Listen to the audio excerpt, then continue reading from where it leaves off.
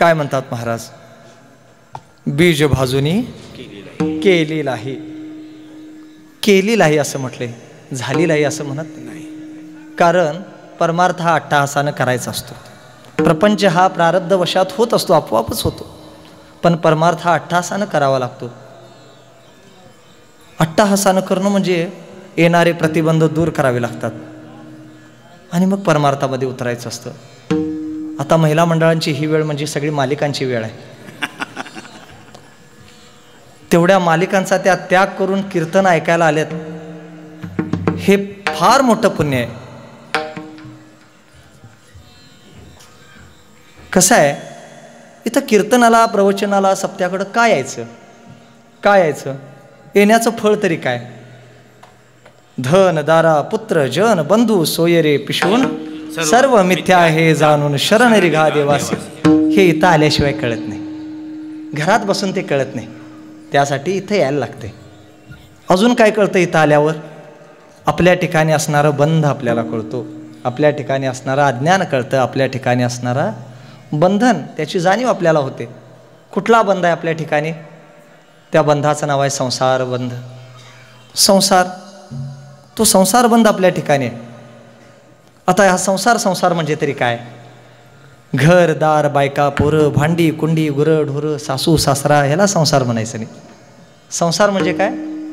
शास्त्र त्याची व्याख्या सांगताना सांगतं, संसरती ती संसार, हा ज्याच्यामध्ये नित्य परिवर्तन होतं, ज्याच्यामध्ये नित्य बदल होतो, त्याला काय म्हणावं? संसार. या संसाराची व्याख्या पूज्यपादाद्य गुरु शंकराचार्यांनी केली. पुनरपि जननम पुनरपि मरणम पुनरपि जननी जठरे शयनम इह संसारे. हा संसार आहे म्हणजे परत परत जन्माला यायचं, परत परत मरायचं, परत परत जन्माला यायचं, परत परत मरायचं. हा संसार, हा संसार जीवाच्या सगळ्या दुःखाला कारण आहे. हा संसारच दुःखाला कारण आहे. आपल्याला, आपण ते काऊसकुली चढलेलं झाड बघितलंय का नाही? काऊसकुली माहित आहे? काऊसकुली आपल्याला आहे का नाही आपल्याकडं? नसलं तर आम्ही बी पाठवून देतो. आहेत ना?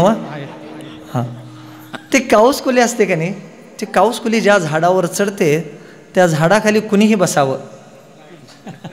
एखादा वारकरी त्या झाडाखाली बसला तरी ते झाड काय करणार? त्याला खाजवणार. झाड त्याला काय खाजवणार. बरं, एखादा राजकारणी मनुष्य जरी तिथं येऊन बसला त्या झाडाखाली तरी ते झाड त्याला खाजवणार. कुणीही त्या झाडाखाली येऊन बसावं, ते झाड त्याला खाजवणार. कारण खाजवणं हा त्याचा धर्म आहे. तसं अविद्या कार्य संसार आहे, त्याचा धर्म आहे दुःख देणं. त्याच्या संगतीमध्ये ज्यानं त्या संसाराचा संग केला त्याला दुःखच प्राप्त होणार. दुःख बांधवडी आहे हा संसार, सुखाचा विचार नाही कोठे. हा संसार दुःख मूळ आहे. संसार दुःख मूळ चहूकडे संसार दुःख मूळ चहूकडे इंगळ. संसार दुःख मूळ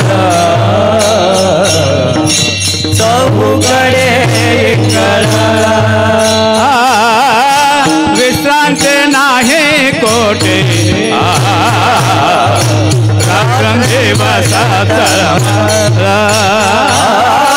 विश्रांती नाही कोठे रात्र दिवस काम क्रोध लोभ शून्य पाठी लागले ओढाळ.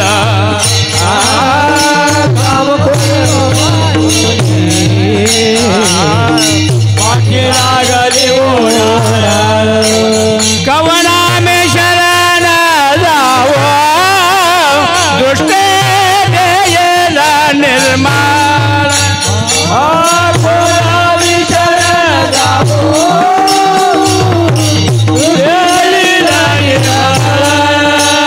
कवना में शरण जाओ दुष्टे देयला निर्माण.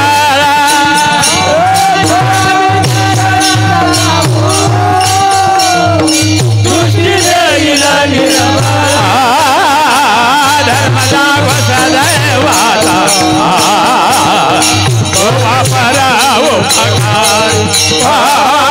अंधया दुष्टे देतो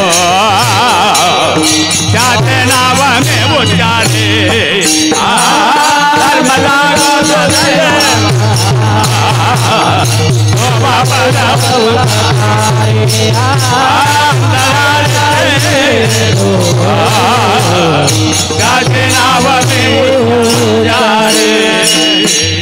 संसार दुःख मूळ चहूकडे इंगळ विश्रांती नाही कोठे रात्रंदिवस तळमळ. जीवाला असणाऱ्या सर्व दुःखांचं कारण मूळ काय? संसार. आणि हा संसार कशाचं कार्य आहे तर अविद्येचं कार्य आहे, अज्ञान कार्य संसार. हे अविद्या म्हणजेच बीज आहे, हे अविद्या म्हणजेच बीज आहे जे आपल्याला भाजायचं आहे. बीज भाजूनी केली नाही. काही ठिकाणी पाठ बीज जाळूनी असं पण केली म्हणतात. काय व्यक्ती स्वातंत्र्य आहे आपल्याला, कुणी पण काय पण म्हणावं, कोण विचारते. पण जाळून लाही होत नाही, जाळून राख होते. लाही व्हायचं असले तर भाजायला लागते. लाही होणं म्हणजे काय? बीज असतं पण त्याचा आकारमान बदलतो. तसं देह असावा पण देहात्मबुद्धी गेलेली असावी, म्हणजे बीज भाजूनी केली लाही. परमार्थामध्ये समजून घ्यावं बीज म्हणजे काय, भाजण्याची क्रिया कशी असते हे समजून घ्यावं. बीज जर भाजलं नाही तर काय होतं? बीज भाजणं याचं नाव आहे परमार्थ.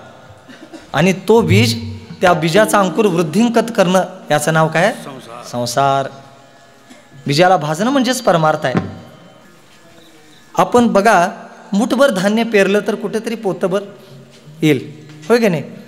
मुठभर पेरलं किंवा एक पायलीभर पेरलं तर पोतभर येईल. तेच बीज जर समजा भाजून पेरलं तर कसं होईल? उगवल काय? एकट्याला आपल्या मुलाला MSc ॲग्री करण्यासाठी अमेरिकेला पाठवलं. MSc ॲग्री म्हणजे कृषी विषयामध्ये MSc करण्यासाठी अमेरिकेला पाठवलं. पोरग्याने MSc ॲग्री केली, पोरगं परत आलं आणि काय, गावात नसं फिरत जाता जाता तिथं त्यांचे वडील काय करत होते? मिरचीचं तरू लावत होते. मिरचीचं तरू लावत होते. मुलानं बघितलं आणि म्हणाले, पप्पा आमच्या अमेरिकन तंत्रज्ञानानुसार या झाडाला वांगी कधीच येणार नाहीत. बाबा म्हणाला, लेका शेमडं पोरगं पण सांगेल हे मिरचीचं तरू आहे म्हणून, त्यासाठी एवढे खर्च करायची काय गरज होती तर. मग विचार केला, सध्या पिकावर रोग भरपूर वाढलेत, किती पंप मारला तरी रोग जात नाहीत. मग काय करावं? आपण एक नवीन प्रयोग करूया म्हणाला. काय करावं? बीजाला निर्जंतुकीकरण करायचं आणि ते बी पेरायचं. मग त्यासाठी काय करायचं? बी भाजायचं, भाजूया आणि पेरूया म्हणाला. बी भाजलं त्यानं तव्यावर, सगळं बी भाजलं आणि पेरलं सगळ्यांच्या बरोबर. सगळ्यांचं थोडं थोडं उगवून यायला लागलं.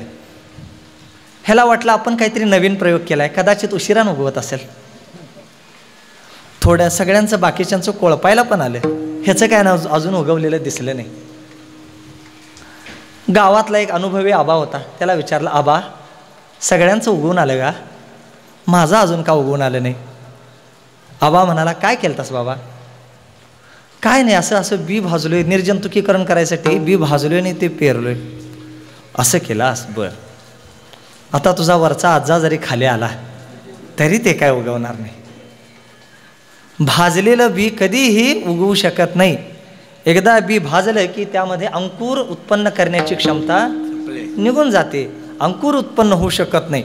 तसं परमार्थामध्ये बी भाजावं, परमार्थामध्ये बी भाजावं. आणि समजा हे बी भाजलं नाही तर काय होतं? त्याला अंकुर फुटतो, त्याला अंकुर फुटतो. कशाचा? वासनेचा अंकुर फुटतो. मग त्यानं काय होतं माहित आहे?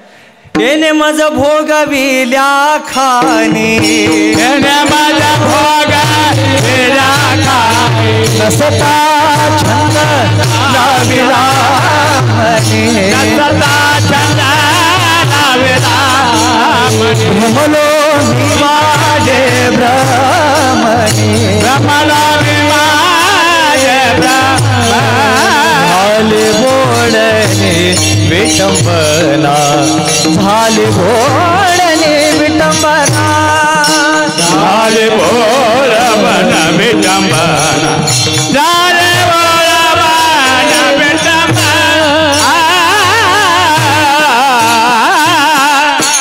एकदा तो अंकुर उगवला की त्यानं काय होतं? येणे माझं भोगविला खाणी, या वासनेनं येणे माझं भोगविल्या खाणी, नसता छंद लाविला म्हणे. या वासनेच्या अंकुरानं काय करायला लावलं? ह्या अविद्यानं काय करायला लावलं मला? अविद्येनं अनेक जन्मामध्ये अनेक योनीमध्ये मला जन्म घ्यायला लावला. एकदा का त्या वासनेचा अंकुर फुटला त्या बियाला की मग त्या वृक्ष फोपावायला वेळ लागत नाही.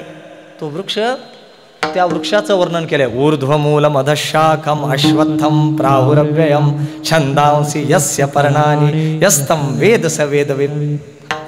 तो संसार वृक्ष फोपावायला वेळ लागत नाही. मग त्या बीजापासून काय होते, मग अंकुर फुटतो. अंकुरापासून मग फांद्या फुटायला लागतात. फांद्या कशाच्या आहेत? भेदरूपी फांद्या आहेत. त्या भेदाच्या फांद्या आहेत. जड जडाचा भेद, जीव जीवाचा भेद, जड ईश्वराचा भेद, जीव जडाचा भेद आणि सगळ्यात महत्त्वाचा म्हणजे जीव आणि ईश्वराचा भेद. या भेदाच्या फांद्या उगवतात त्या बीजापासून. एकदा त्या फांद्या उगवली की त्याला मग फुलं यायला चालू होतात. फुलं कसली असतात? अनुकूलतेची आणि प्रतिकूलतेची. अनुकूलता आणि प्रतिकूलता. अनुकूलतेच्या फुलांचा वास सुगंध येतो, प्रतिकूलतेच्या फुलाचा वास प्रतिकूल असतो, नकोसा वाटतो, दुर्गंधित असतो. मग अनुकूल प्रतिकूलतेपासून रागद्वेष उत्पन्न होतात. रागद्वेष, राग म्हणजे काय? राग म्हणजे क्रोध नाही, राग म्हणजे अनुराग. राग म्हणजे अनुराग म्हणजे प्रेम. राग आणि द्वेष उत्पन्न होतात. राग आणि द्वेषापासून धर्माधर्म आणि धर्माधर्मापासून पाप पुण्य उत्पन्न होतं. आणि एकदा हे पाप पुण्य उत्पन्न झालं की काय होतं? त्या पाप पुण्यामुळे जन्म घ्यावा लागतो. पाप पुण्य करुणी जन्मा येतो प्राणी. पापानंही जन्म घ्यावा लागतो, पुण्याहीनंही जन्म घ्यावा लागतो. अधिक पाप झालं तर शेंगाची शेपटीची शरीरं मिळतात. शेंगाची शेपटीची शरीरात. अधिक पुण्य झालं तर किरीट कुंडलं घातलेली पण शरीरं मिळतात. हा, वेगवेगळी शरीर. आणि पाप पुण्य ज्यावेळी समान होतं त्यावेळी हा मनुष्य देह मिळतो. किती? एक एक योनी कोटी कोटी फेरा मग लागे वारा या मनुष्य देहाचा. एक एक योनीमध्ये कोटी कोटी वेळा जन्म घ्यायला लागतो आपल्याला. हे या पाप पुण्याचं फळ आहे. आता जन्म आणि मरण म्हणजे तरी काय? जन्म मरण म्हणजे तरी काय? बघा, साधी सोपी व्याख्या. स्थूल देहामध्ये सूक्ष्म देहानं कारण देहासह स्थूल देहामध्ये प्रवेश करणं म्हणजे काय? जन्म आहे. आणि त्या सूक्ष्म देहानं कारण देहासह स्थूल देहाचा त्याग करणं म्हणजे मरण. एवढी साधी सोपी व्याख्या आहे. फार त्याचा काय बाऊ करायची गरज नाही. मरण मरण मरण. एकदा जन्माला आलं की मरण चुकवता येत नाही. मरण जर चुकवायचं असेल तर जन्म घ्यायलाच चुकवायला लागणार आहे. जन्म घेणं चुकवावं लागेल. जन्म म्हणजे काय? स्थूल देहाचा आणि सूक्ष्म देहाचा किंवा सूक्ष्म देह आणि कारण देहाचा स्थूल देहाबरोबर वियोग म्हणजे काय? मरण आहे. आता या तीन देहांचं चिंतन सांगितलं. एक आहे स्थूल देह, एक आहे सूक्ष्म देह आणि तिसरा कारण देह. तीन देहाचे तीन नाश सांगितले. स्थूल देहाला स्वभाव नाश सांगितला. कारण हा स्थूल देह कसा आहे? स्थूल देह विकारी आहे. त्याला षड विकार आहेत. अस्ति जायते वर्धते विपरिणमते अपक्ष्यते विनश्यते. हे 6 विकारांनी युक्त हा कसा आहे स्थूल देह? षड विकार षड वैरी मिळोने तापत्रयाने विनती रे. षड विकार षड वैरी मिळोने तापत्रयाने भरले. षड विकार षड वैरी मिळोने तापत्रयाने विनली रे.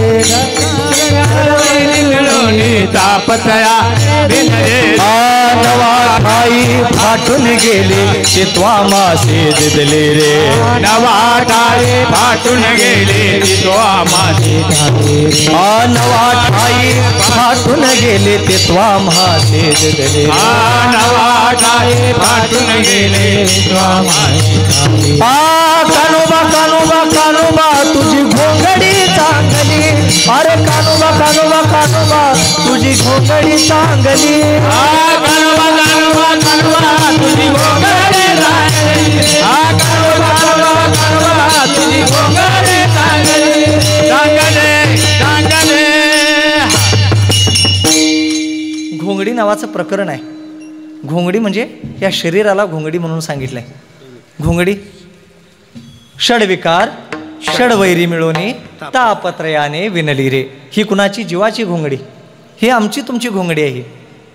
षडविकारांनी युक्त, षडवैरींनी युक्त आणि त्रिविध तापांनी युक्त अशी आमची घोंगडी.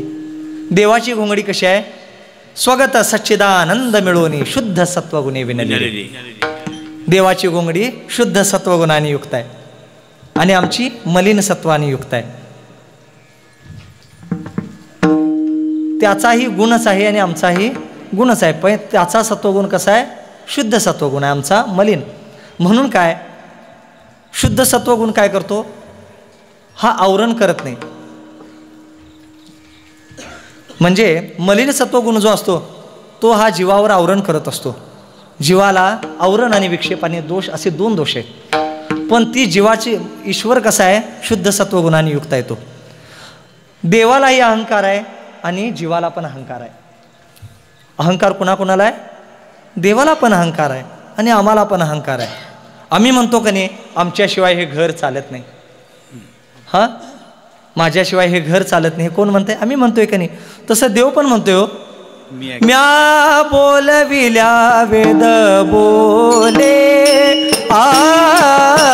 म्या बोलविल्या वेद बोले म्या बोलविल्या वेद बोले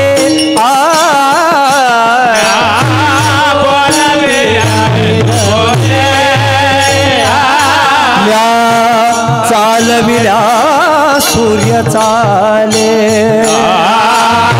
चालविल्या सूर्य चाले म्या हालविल्या प्राण हाले जगाते पोषिता हालविल्या प्राण हाले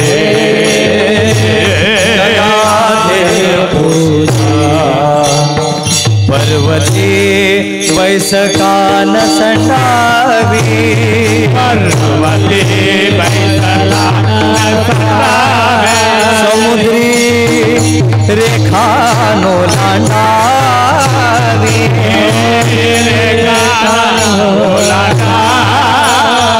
पृथ्वी भूते वहावी हे आज्ञा माझे भूते वहावी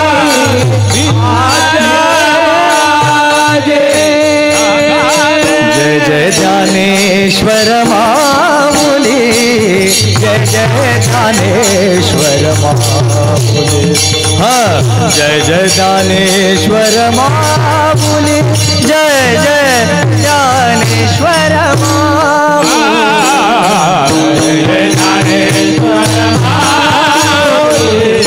जय ज्ञानेश्वर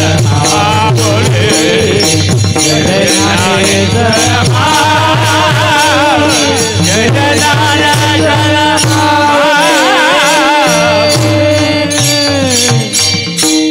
गतिर्भर्ता प्रभु साक्षी निवासम शरणम सुरत प्रभव प्रलय स्थानम निधानम बीजम अव्ययम मध्ये देव सांगतो म्या बोलविल्या वेद बोले म्या चालविल्या सूर्य चाल म्या हलविल्या प्राण हले जगाते पोसिता मी.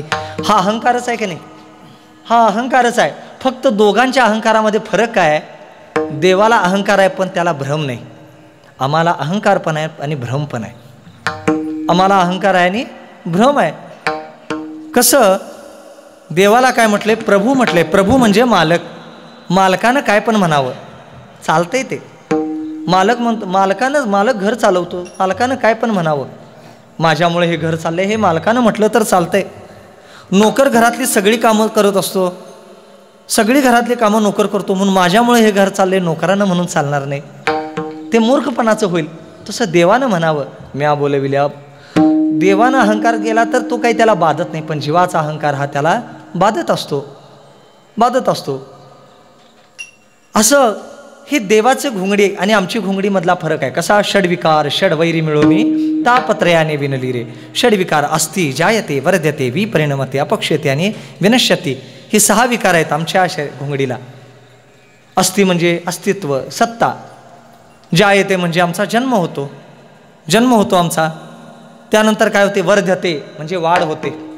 विपरिणमते म्हणजे आपल्यामध्ये होणारे जे बदल आहेत ते क्रमाक्रमाने होत असतात.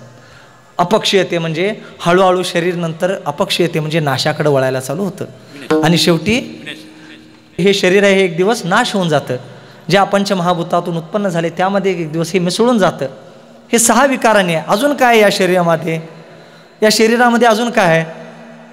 काम क्रोध मद मत्सर दंभ अहंकार याचे बळ फार सर्व सुख देई सर्व सुख देई सच्चिदानंद बाई हो करी कृपा सच्चिदानंद बाई हो करी कृपा काम क्रोध मद मत्सर दंभ अहंकार याचे बळ फार सर्व सुख देई सर्व सुख देई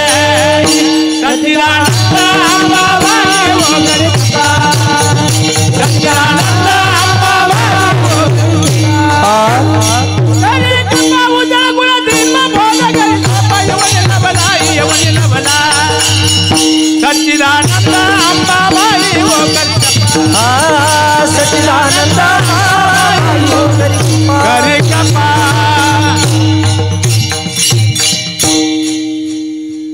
तिसऱ्या अध्यायामध्ये देवाचा प्रश्न आहे. अर्जुनानं प्रश्न केलाय देवाला, देवा हे अज्ञानी लोक घसरतात घसरू देत. अज्ञानी लोक ज्यांच्यावर शास्त्र संस्कार नाहीत ते लोक घसरतात घसरू दे, पण ज्ञानी माणूस का घसरावा? म्हणजे एखादं दारुडं जर रस्त्याच्या कडेला पडलेलं दिसलं तर काय फार चौकशी करायची गरज नाही, कारण गटारीच्या कडेला पडणं हा त्याचा जन्मसिद्ध अधिकार आहे.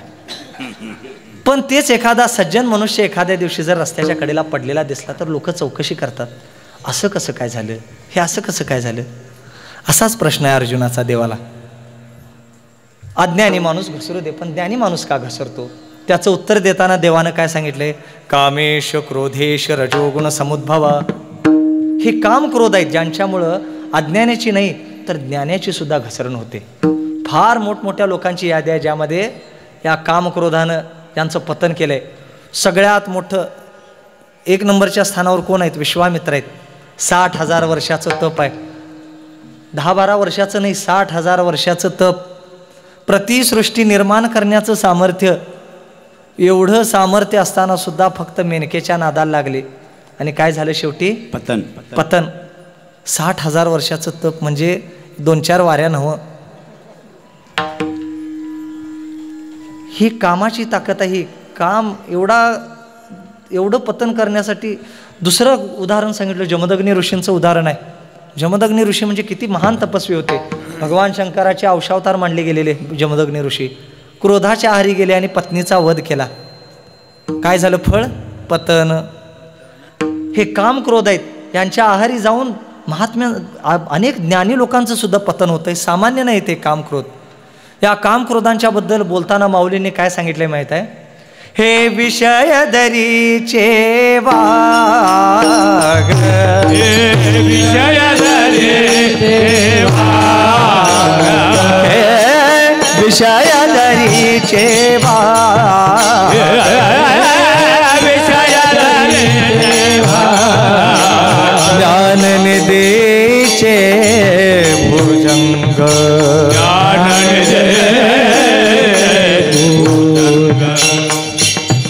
भजन मार्गेचे मांग, भजन मार्गेचे मांग, मारक हे मारक हे मारक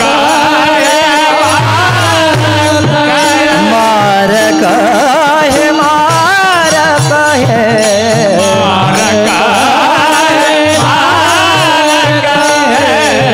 जय जय ज्ञानेश्वर महाबोले, जय जय ज्ञानेश्वर महाबोले, जय जय ज्ञानेश्वर महाबोले, जय जय ज्ञानेश्वर महाबोले. हे काम क्रोध कसे आहेत? हे विषय दरीचे वाघ. विषयरूपी दरीमध्ये असणारे हे वाघ आहेत. वाघ फाडून खातो असं एकदम खात नाही, हळूहळू फाडून खातो. तसे हे काम क्रोध आणि कधी आपल्याला फाडून खाल्लं हे पण कळत नाही. असे विषयदरीचे वाघ आहेत. ज्ञाननिधीचे भुजंग. ज्ञानाच्या कोठारावर बसलेले, ज्ञानाच्या धनावर बसलेले कोण भुजंग आहेत. ते ज्ञान आपल्याला ते प्राप्त करू देत नाहीत. आणि कोण आहेत? भजन मार्गीचे मांग मारक. हे भजनातल्या मार्गाला आडवं येऊन वाटमारी करणारे मांग आहेत. हे भजन मार्गीचे मांग म्हणजे काय? माझ्यासारखी चाल कोणाला म्हणता आली नाही. आमच्या भागात माझा हात धरणारा कोण नाही, कारण हाताला खरूच झाली असेल. कोण कशाला हात धरायला जाईल? एखाद्याला म्हटलं तुझा टाळ चुकलाय, असा टाळ घेतात. हे घे तुझा टाळ, हे घे तुझं भजन, पुढच्या एकादशीला नवीन भजनी मंडळ गावात. याला काय म्हणायचं? भजन मार्गीचे मांग मारक हे. हे काम क्रोध आहेत, याला म्हणायचं षडविकार आणि षडवैरी मिळून येईल. आणि काय? आध्यात्मिक, आधिभौतिक आणि त्रिविध तापांनी बनलेली घोंगडी आहे. या घोंगडीला काय 3 ताप आहेत, आध्यात्मिक, आधिभौतिक आणि अधिदैविक. हे 3 ताप आहेत. आध्यात्मिक दुःख म्हणजे काय? मग अशी प्रवचनामध्ये सांगितलं आध्यात्मिक दुःख म्हणजे काय. तर आपल्याला एखादा आजार होणं किंवा तहान लागणं, भूक लागणं, हे दुःख कसले आहेत? आध्यात्मिक दुःख. कुत्रा चावला, बैल मारला, घरामध्ये चोरी झाली, हे दुःख कुठलं आहे? आधिभौतिक दुःख. कुंडलीमध्ये कालसर्प दोष आला, पितृदोष आला, वड्यावर जाताना लागिरलं, हे सगळे दोष कसले आहेत? हे आध्यात्मिक दुःख आहेत. हे आध्यात्मिक दुःख अशी तापत्रयाने विडलेली घोंगडी आहे. बघताना आपल्याला हे शरीर फार सुंदर वाटतं. किती नटवतो आम्ही या शरीराला, फार नटवतो. बुवा लोक पण नटवतात. तुमचं आमचं काय म्हणा, फार नटवतो या शरीरात. पण हे शरीर किती सुंदर आहे आपल्याला माहीत आहे काय? फक्त या शरीराचा वरचा थर काढून बघा. ह्या शरीराचा फक्त वरचा थर काढून बघा, आत कशा आहे माहीत आहे? हा देह नाशिवंत मलमूत्राचा बांधा,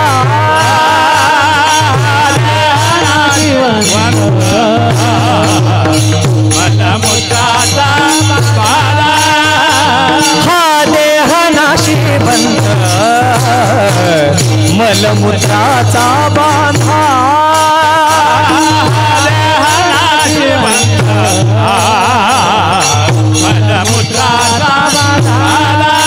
वरी चर्म घातले रे कृमी कीटकाचा बांधा, वरी चर्म घातले कृमी कीटकाचा बांधा, रव रव दुर्गंधी रे अमंगळ त्याचा बांधा, रव रव दुर्गंधी रे अमंगळाचा बांधा, स्मरे त्या हरिहरा शरण जाई गोविंदा,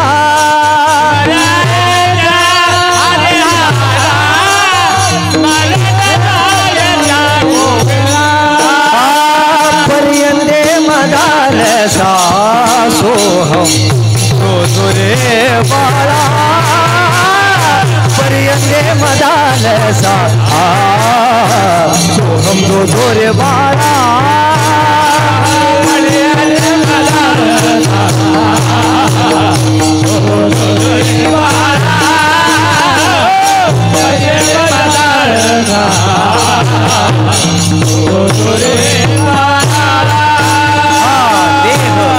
नाशिवंत, हा देह नाशिवंत मलमूत्राचा बांधा, वरी चर्म घातले. मदालसा नावाचं प्रकरण आहे हो. मदालसा नावाचं प्रकरण म्हणजे कोण? ऋतुध्वज राजाची पत्नी, काशीच्या ऋतुध्वज राजाची पत्नी मदालसा. हिनं आपल्या 3 मुलांना ब्रह्मज्ञान पाळण्यामध्ये दिलं. अंगाई गातो की नाही आपण मुलांना, असं पाळण्यामध्ये ब्रह्मज्ञान अंगाई म्हणून गायली हो. 3 मुलं मुक्त झाली तिची. 3 मुलांना मुक्त केलं मदालसेनं. आम्हाला वाटतं का? प्रत्येकाला वाटतं माझा मुलगा डॉक्टर व्हावा, माझा मुलगा इंजिनियर व्हावा, फार फार तर माझा मुलगा फॉरेनला जावा. प्रत्येकाला वाटतं, पण कुणाला असं वाटत नाही माझा मुलगा वारकरी व्हावा, माझा मुलगा मुक्त व्हावा. असं कुणाला वाटत नसतं. अण्णा सांगायचे, एक महाराज भेटले म्हणायचे, ओळखीचे जुने मित्र होते, भेटले. काय काय महाराज, काय चाललंय? हाय बघा निवांत आहे सगळं, तब्येत वगैरे कशी आहे? अगदी बरी आहे. मग मुलं वगैरे काय करतात? एक बेंगलोरला आहे IT कंपनीमध्ये, दुसरा पुण्याला IT कंपनीमध्ये आहे. मग माळा वगैरे घातल्या का नाही पोरांना? मीच घालून झक मारल्या, त्याच नाही कुठं घालू. महाराजांची पण मुलं वारकरी असतील यात शंकाच आहे. कुणाला वाटत नाही हो आपली मुलं परमार्थ करावी, आपली मुलं मुक्त व्हावी, असं कुणाला वाटत नसतं. सहसा असं वाटत नसतं. काय एकदा 4 मित्र 4 मित्र जंगलामधनं चालले होते. जाता जाता वाटेमध्ये गणपतीचं मंदिर लागलं. वाटेमध्ये गणपतीचं देऊळ लागलं. मग संकष्टीचा दिवस होता. मग गणपतीसमोर उभं राहून जर येत असलं तर वक्रतुंड महाकाय सूर्यकोटी काहीतरी येत असलं तर म्हणावं, नमस्कार करावा, निघून जावावं का नाही. त्या चौघामधल्या एकट्याला शंका आली, गणपतीचं पोट एवढं मोठं आहे, त्याची बिंबी किती खोल असेल. काय गरज होती काय. पण वाटलं. मग त्या गणपतीची बिंबी किती खोल आहे बघायसाठी त्यानं त्या बिंबीमध्ये करंगळी घातली. त्या बिंबीमध्ये कधी काळी एक विंचू जाऊन बसलेला. आता बोट आत आले म्हटल्यावर ते काय रामकृष्ण हरी म्हणणार आहे विंचू. विंचूनं त्याचं काम केलं, नांगी मारली. त्याला लक्षात आलं काय झाले, पण सांगितलं नाही त्यानं. हा हा हा हा हा आत किती गार आहे म्हणाला. वा वा वा वा एकदम थंड गार आहे. दुसरा म्हणाला खरंच गार आहे. म्हणजे काय, घालून बघ म्हणा. दुसऱ्यानं पण बोट घातलं, दुसऱ्याला पण नांगी मारली, तोच रिझल्ट आला. त्यानं याचा गेम ओळखला लगेच. आपल्यावर गेम झाला हे कळलं. त्यानं पण तोंडावर भाव आणू दिलं नाही. तो पण म्हणा वा आईस एकदम थंडगार आहे म्हणाला. एवढं थंडगार. तिसऱ्याला म्हणाली तू पण घालून बघ. तिसऱ्याला म्हणाली तू पण घालून बघ. तिसऱ्यानं पण बोट घातलं, तिसऱ्याला पण सेम रिझल्ट आला. तिसऱ्याला पण रिझल्ट तोच, नांगी मारली. आता चौथ्याचा नंबर येऊपर्यंत, चौथ्याचा जोपर्यंत नंबर आला तोपर्यंत पहिल्याच्या तोंडावर जरा जरा दिसायला लागलेल्या काळा. त्याच्या तोंडाकडे बघून चौथं म्हणालं, असं ना रे तिकडं, गार असं ना, नाही तर थंड असं ना, जाऊ दे तिकडं, चला जाऊया. असं कसं, आम्ही घालून बघितले, तू पण घालून बघायलाच पाहिजे. तिघांनी मिळून त्याचा हात धरला आणि करंगळी घातली कुठं, बिंबीमध्ये. त्याला पण विंचू जावला. शेवटी चौघांनी मिळून शंख हाणायला चालू केली. आम्ही संसारामध्ये एवढी खेटरं खाल्ली, आमच्या मुलांनी का खाऊ नयेत, का खाऊ नयेत, म्हणून कदाचित आम्ही परमार्थामध्ये त्यांना इकडं वळवतच नाही. कुळी कन्या पुत्र होती जे सात्विक, तयाचा धन्य माता पिता तयाच्या. त्यांचे माता पिता धन्य असतात. तशी ती मदालसा होती. कशी, तिनं काय सांगितलं, हा देह नाशिवंत मलमूत्राचा बांधा. हा देह नाशिवंत आहे. म्हणजे हे शरीर कसं आहे, नाशिवंत म्हणजे कसं, देह तव पाचाचे झाले, हे कर्माचे गुणी गुंतले, भव तसे चाकी सुधले जन्म मृत्यूच्या. हे पंचमहाभूतांचं शरीर आहे, 5 महाभूतांनी बनलेलं शरीर आहे. या शरीराला कसं बघा, या महाभूतांची एक गंमत कशी आहे, ही महाभूतं सगळी एकमेकाच्या विरोधात आहेत. पृथ्वीचं पाण्याबरोबर पटत नाही, पाण्याचं अग्नीबरोबर पटत नाही, अग्नीचं वायूबरोबर पटत नाही, वायूचं आकाशाबरोबर पटत नाही, आकाशाचं, सगळी एकमेकाच्या विरोधात आहेत. जसं संसदेमध्ये, लोकसभेमध्ये वगैरे कामकाज असतं का नाही, तिथं कुठलं पण एखादं बिल मंजूर करायला आलं की सगळे आमदार त्याला विरोधच करतात, सगळे विरोध करतात. तेच समजा सगळ्या आमदारांचा पगार वाढवावा असं जर बिल आलं तर कोणीही त्याला विरोध करत नाही, सगळे गुमानं सह्या करतात. तसं ही सगळी महाभूतं जरी एकमेकाच्या विरोधात असतील तरी त्या परमात्म्याने एका ठिकाणी नांदवलेले आहेत. गुन्ह्या गोविंदाने नांदाले ते या शरीरामध्ये. देह तव पाचाचे झाले, हे कर्माचे गुणी गुंतले, भव तसे चाकी सुधले जन्म मृत्यूच्या. जन्म मृत्यूच्या चक्रामध्ये अडकलेलं आहे शरीर. हे काळा नळाचे तोंडी घातली लोणियाची उंडी, माशी पांख पाकडे तव हे सरे. माशीला पंख पडपडायला जेवढा वेळ लागतो तेवढ्या क्षणामध्ये या शरीरामध्ये उत्पत्ती स्थिती लय, उत्पत्ती स्थिती लय हे चाललेलं आहे. बघितल्यावर आपल्याला हे शरीर कसं वाटतं माहिती आहे, स्थिर आहे असं वाटतं. पण हे शरीर स्थिर नाही. प्रत्येक क्षणाला या शरीरामध्ये परिवर्तन आहे. नाहीतर एखाद्याला विचारलं तू किती तारखेला म्हातारा झाला होतास, सांगता येईल काय, नाही सांगता येत. कारण प्रत्येक क्षणाला तो प्रवास चालू आहे आपला, प्रत्येक क्षणाला ते परिवर्तन चालू आहे. ते परिवर्तन शरीरामधलं प्रत्येक क्षणाला चालू आहे. माऊलींनी दृष्टांत देऊन सांगितलं, एखादा भोवरा जर आपण असा फिरवायला सोडला, भोवरा, तो भोवरा एवढ्या वेगानं फिरत असतो, तो स्थिरच आहे असं वाटतो आपल्याला. तसं या शरीरामध्ये एवढ्या वेगानं परिवर्तन व्हायलंय की ते आपल्याला स्थिर आहे असं वाटतं, फक्त ते स्थिर नाही. या शरीराचा परिणाम काय, हे शरीर एक दिवस नाश पावणार आहे. काय होणार आहे, हा विपाय आगी पडे तरी भस्म होऊन एवढे. ह्या शरीराला जर जाळलं तर काय होईल, भस्म होऊन एवढे. समजा हे जाळलं नाही तर काय होईल, कोल्या कुत्र्याने खाल्लं तर काय होईल, तरी होय कृमीचा पुंजा. काय त्यांची विष्ठा होऊन जाईल. आणि समजा कोल्या कुत्र्याने खाल्लं पण नाही आणि जाळलं पण नाही तर काय होईल? कृमीचा पुंजा हा परिणामो कपिध्वजा कश्मलुगा. हा शरीराचा परिणाम आहे. हा काय आहे?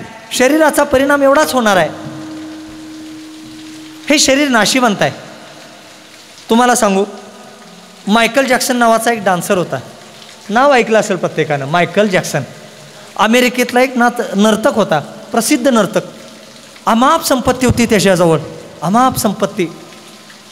त्या संपत्तीच्या जोरावर त्याची महत्त्वाकांक्षा होती किमान मी 150 वर्ष तरी जगावं, अशी त्याची इच्छा होती. किती? 150 वर्ष जगावं. त्यासाठी त्याने नियोजन पण केलं होतं. अमेरिकेतले सगळ्यात 6 तज्ज्ञ डॉक्टर घरामध्ये आणून ठेवले होते. एखादा अवयव जर निकामी झाला तर ते देणारे डोनर पण घरातच तयार ठेवलेले. त्याचं रोजचं जेवण लॅबमधनं टेस्ट करून येत होतं. रोजचं जेवण, रोज रक्ताची चाचणी, लघवीची चाचणी, ऑक्सिजनच्या बेडवर झोपायचा. हो, एवढी स्वतःच्या शरीराची काळजी घेत होता. कशासाठी?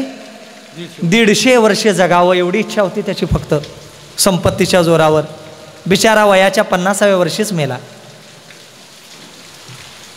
ज्यावेळी तो मेला त्यावेळी 6 डॉक्टर फक्त समोर बघत होते. संपत्तीनं किंवा डॉक्टरानं जीव वाचत नाही. असं विचारले ना, वैद्य वाचवी जीवा तर कोण पूजती या देवा. वैद्यानं जर जीव वाचला असता, वैद्य काही काळ आपल्या रोगामधनं आपल्याला म्हणजे मुक्त करतील, आपल्या वेदना क्षमवण्याचं काम करतात, पण मरण टाळू शकत नाही.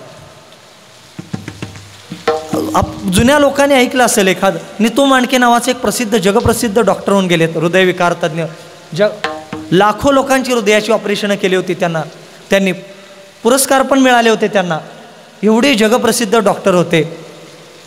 त्यांना ज्यावेळी हृदयविकाराचा झटका आला आणि वारले, गोळी खायची सुद्धा वेळ मिळाली नाही. हो,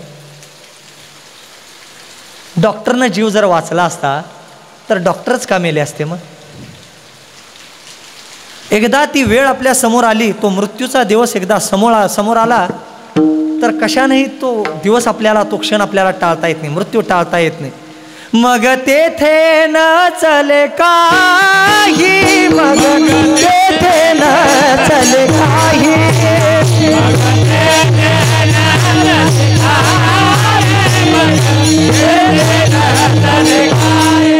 सत्ता संपदा राहील ठाईच्या ठाई, सत्ता संपदा राहील ठाईच्या ठाई.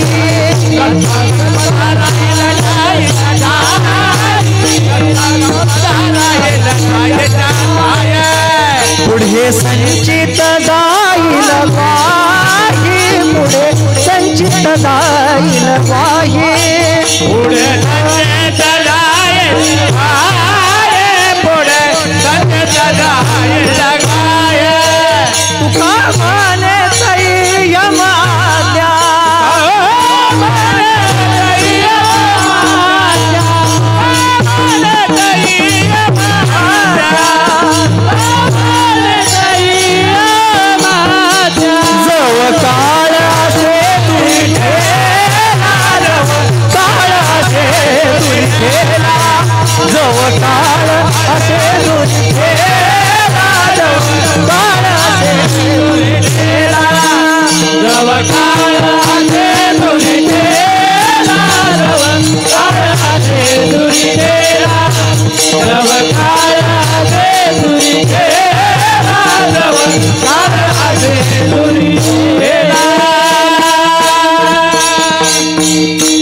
मग तेथे न चले काही, सत्ता संपदा राहील ठाईच्या ठाई.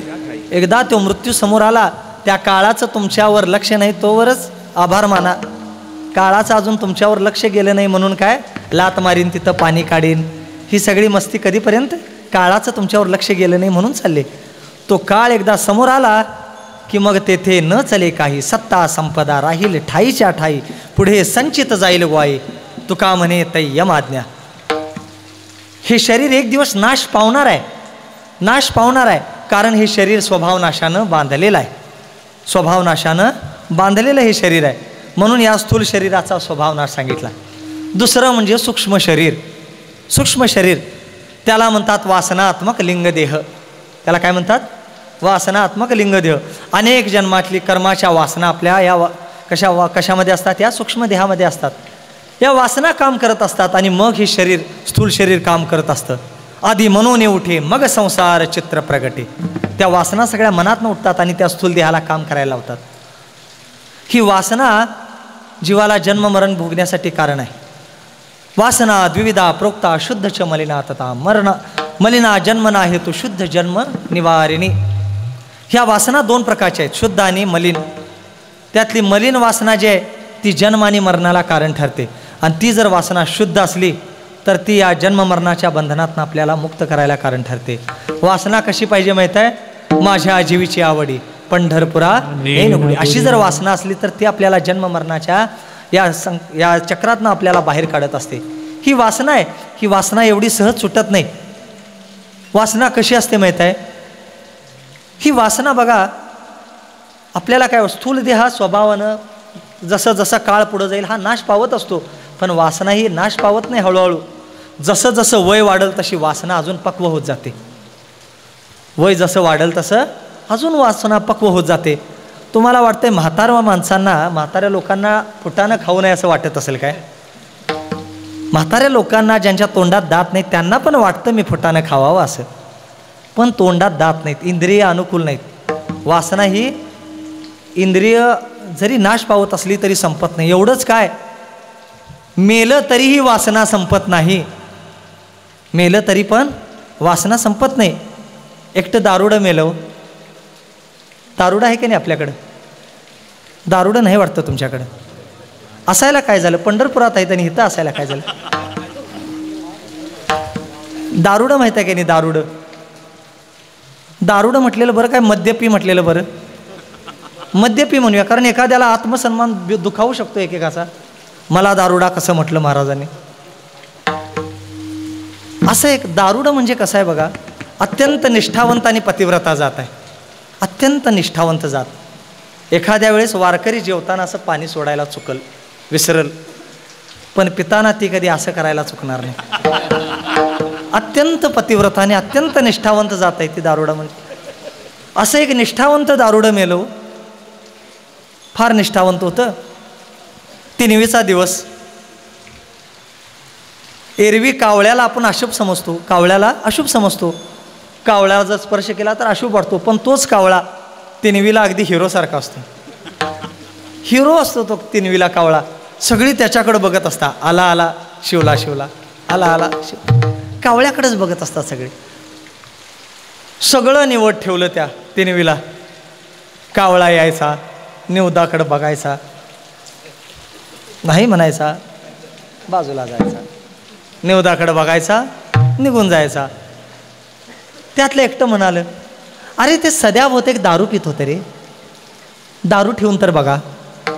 मग एकटा गावात गेला, कपातनं दारू घेऊन आला आणि असं दारू ठेवली समोर. कावळा यायचा, दारूच्या कपाकडे बघायचा, नाही म्हणायचा, निघून जायचा. दारूच्या कपाकडे बघायचा, निघून जायचा. तेवढ्यात त्याचा दोस्त, त्याचा पार्टनर त्या दारुड्याचा महाद्या, तो तिथं आला. काय रे सध्यानं अजून शिवायनी वाटतं? नाही शिवायला. दारू ठेवलाय काय? नाही ठेवल्या नव्हे. काय? कपाकडं बघितलं. अरे कसा शिवल? अरे रोज बाटलीनं पिणारा तो, त्याला तुम्ही असं कपातनं ठेवलं तर कसा शिवल तो? तेवढ्यात तो महाद्या काय म्हणाला माहित आहे? सध्या हाय तेवढी गप पितोस काय? मी हाय ती संपू. झटकन कावळा शिवला. वासना बायको शेजारीन, वासना बायको शेजारीन, वासना बायको शेजारीन, घाला घाली अति दारुला, घाला घाली अति दारुला, तिच्या पायी लागवण, तिच्या पायी लागवण, घर बुडविसी, घर बुडविसी. मी आलो रायाचा दोषी होराय, मी आलो रायाचा दोषी होराय का दादानो, मी आलो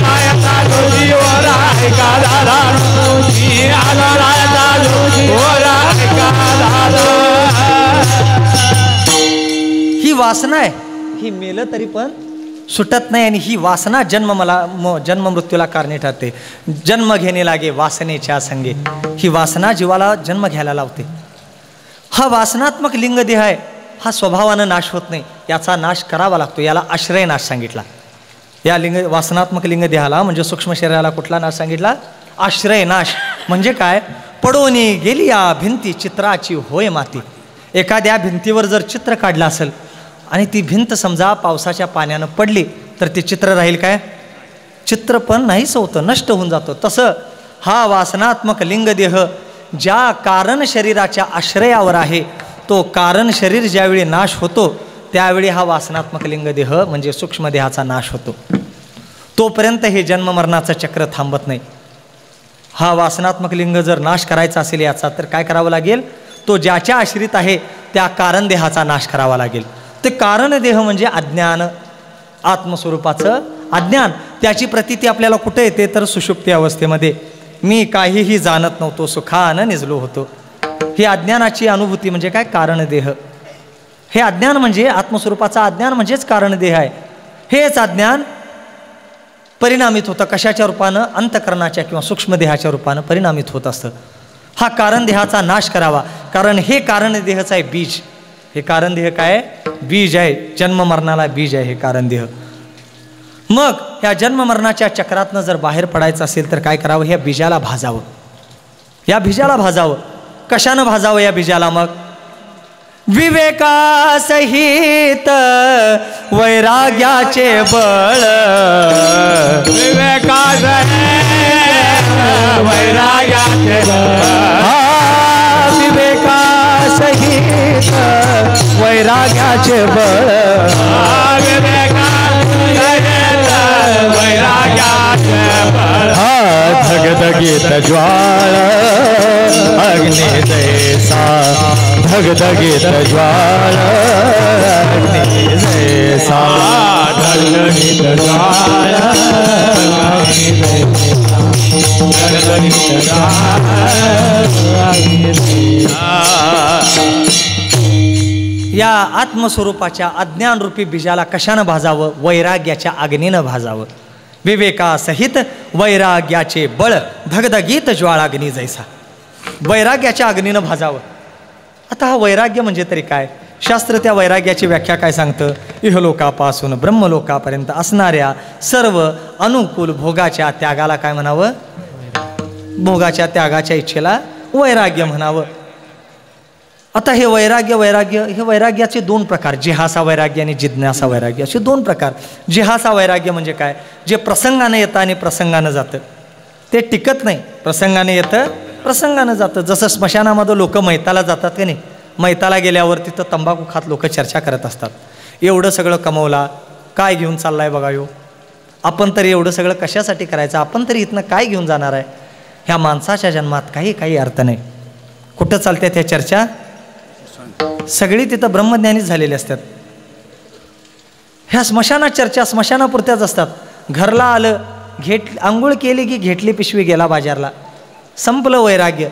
प्रसंगानं येतं आणि प्रसंगानं जातं, त्याला काय म्हणायचं? जिहासा वैराग्य. आपल्याला पण वाटतं वारीला गेल्यावर आपल्याला पण वाटतंय हे काय संसारात एवढं सुख आहे वारी एवढं. इथं वारीला एकदा आलं की घराकडची आठवण येत नाही. कशाला येईल? सकाळ संध्याकाळ रोज फोन चालू आहे त्याने. घराकडे येऊ असं वाटणं झाले. मग का आलास परत मरायला? हे वैराग्य टिकत नाही फार. तेवढ्यापुरतं वारीपुरतं सपत्यापुरतं आपल्याला परमार्थात बरं वाटतं. हे वैराग्य, याला म्हणायचं जिहासा वैराग्य. या वैराग्याला परमार्थामध्ये काय फारशी किंमत नाही. परमार्थामध्ये जे वैराग्य आपल्याला पाहिजे आहे ते कसं पाहिजे माहीत आहे? विषरांधली रस सोय. विषरांधली रस सोय. विषरांधली रस सोय. विषरांधली रस सोय. जे जेवणाऱ्या ठाऊक होय. देवराया ठाऊक होय. हे ताटची सांडून जाये.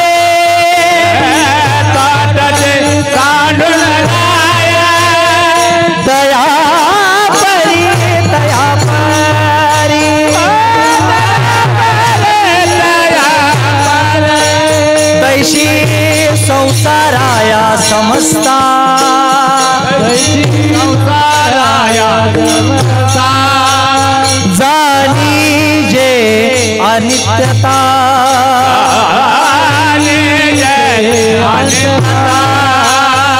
तै वैराग्य दवडिता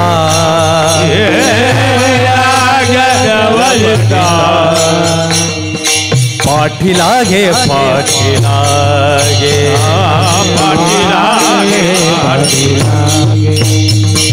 जय जय ज्ञानेश्वर माऊले जय जय ज्ञानेश्वर माऊले जय जय ज्ञानेश्वर माऊले जय जय ज्ञानेश्वर माऊले. परमार्थामध्ये आपल्याला जे वैराग्य अपेक्षित आहे ते वैराग्य कसं पाहिजे? विवेकासहित वैराग्य. विवेकासहित वैराग्य म्हणजे विश्रांदली रस सोय जे जेवणाऱ्यास ठाऊक होय ते ताटची सांडून जाय जयापरी तैसी संसाराया समजता जाणी जे अनित्यता तै वैराग्य दवडिता पाठीलागे. म्हणजे काय? एखादा 2-3 दिवसाचा उपाशी असेल, समजा 2-3 दिवसाचा उपाशी आहे, त्याला फार भूक लागले, कडाक्याची भूक लागले, कधी जेवीन असं झाले. त्याच्यासमोर समजा पंचपक्वानाचं ताट आणलं, आता त्यातला घास एक उचलणार आणि तोंडात घालणार एवढ्यात कुणीतरी सांगावं या अन्नामध्ये विष मिसळले. आता त्याला किती जरी भूक लागली असली तर ते अन्न तो खाईल काय? खाणार नाही. त्यामध्ये किती जरी आवडीचं पदार्थ असतील तरी ते खाईल काय? समजा त्यात श्री बालाजी असला तर, श्री म्हणजे श्रीखंड, बा म्हणजे बासुंदी, ला म्हणजे लाडू, जी म्हणजे ख म्हणजे खरडा, द म्हणजे दही, व म्हणजे वल्ली चटणी. एवढं जरी असलं तरी ते अन्न तो खाईल काय? खाणार नाही. अन्नामध्ये विष मिसळले हे जर कळलं तर कालत्रही त्या अन्नाचा स्वीकार होऊ शकत नाही. ते ताटची सांडून जाय जयापरी तैसी संसाराया समजता जाणी जी अनित्यता तै वैराग्य दवडिता पाटील. तसे संसारामध्ये संसारातले विषय, संसारातल्या वस्तू ह्या अनित्य आहेत, असत आहेत, जड आहेत, दुःखरूप आहेत असं ज्यावेळी विवेकानं कळतं त्यावेळी तुम्ही वैराग्याच्या पाठीमागं जायची गरज नाही. वैराग्य दवडिता पाठीलागे. वैराग्य तुमच्या मागं मागं यायला लागतं. याला म्हणायचं विवेकासहित वैराग्य. त्या वैराग्याच्या पाठीमागं विवेक असावा. हा विवेक कसा असतो? विवेक म्हणजे भागत्याग लक्षणा. काय करावं काय करू नये सांगणारी बुद्धी म्हणजे विवेक.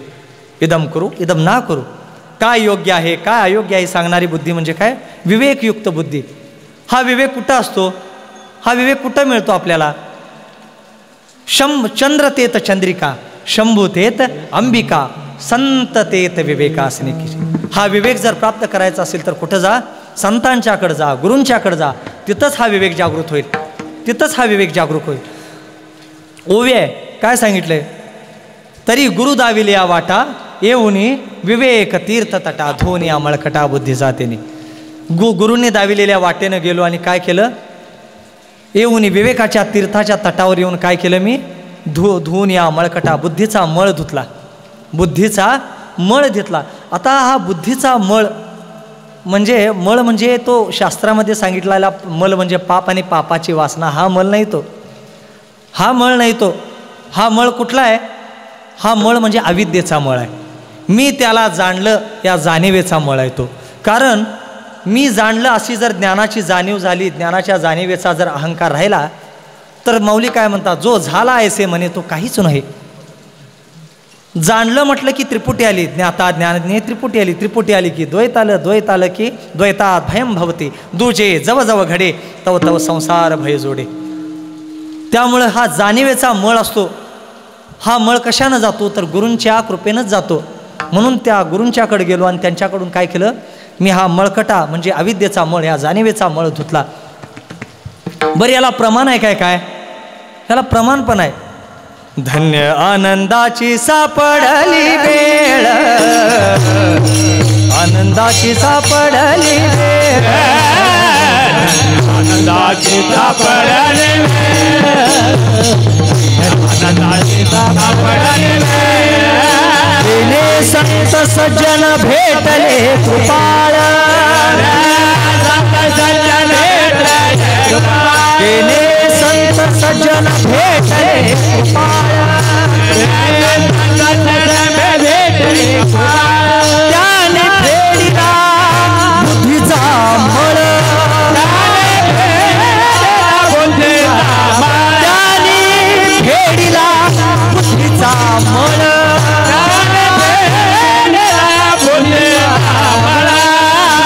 दाखविला यशोदेचा बाळ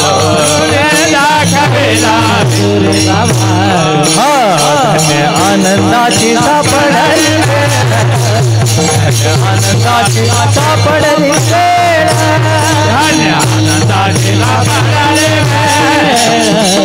आनंदाची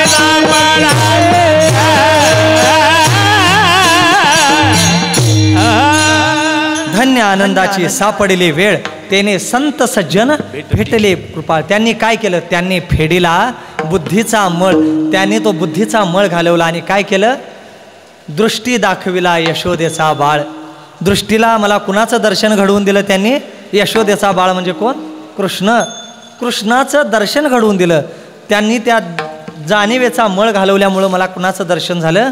कृष्णाचं दर्शन झालं. आता दर्शन पण शब्दाचे 2-3 अर्थ होतात. दर्शन शब्दाचे अर्थ काय? पहिलं दर्शन म्हणजे पाहणे. आपण बोलता बोलता म्हणतो सकाळ सकाळी तुमचं दर्शन झालं, आता दिवसभर अन्नाच्या नावानं बोंबच म्हणतो का नाही आपण? हे म्हणायचं पहिलं दर्शन. दुसरं दर्शन म्हणजे षडदर्शने येतो भुजांची आकृती. 6 शास्त्रांना षडदर्शन असं म्हटलेलं आहे. हे दुसरं दर्शन. तिसरं दर्शन जे वारीमध्ये आपण घुसून मध्ये घेतो, वारीच्या दरम्यान आपण जे नंबरामध्ये घुसून जे मध्ये घेतो त्याला तिसरं दर्शन म्हणावं. बघा एवढं आपण लक्षात घेत नाही. आपण स्वतःपुरता विचार करतो वारीमध्ये घुसून, पण देव तुमच्याकडं बघत नाही. तुम्ही देवाकडं बघता दर्शन घेताना, पण देव तुमच्याकडं तोंड वर करून पण बघत नाही. तुमची देवानं वाटच बघितली नाही. देव कुणाची वाट बघतो माहीत आहे? तो 3ऱ्या शेडमध्ये जो भक्त उभारलाय की नाही, तुका म्हणे ऐसे आर्त ज्याची म्हणे त्याची चक्रपाणी वाट पाहिजे. निंबरामध्ये घुसणारे आणि बाहेर पडल्यावर चपला बदलून जाणारे त्यांची देव वाट बघत नाही. देवाचं दर्शन घडल्यावर जर चप्पल बदलायची जर वृत्ती होत असेल तर त्याला दर्शन म्हणावं काय? त्याला दर्शन म्हणायचं नाही. दर्शन झालं तर काय व्हावं? दर्शन झाल्यावर अवस्था कशी व्हावी? तुका म्हणे नो हे परती तुझ्या दर्शने मागुती तुझ्या दर्शने मागुती तुझ्या दर्शने मागुती तुका म्हणे नो हे परती तुझ्या दर्शने मागुती तुझ्या दर्शने मागुती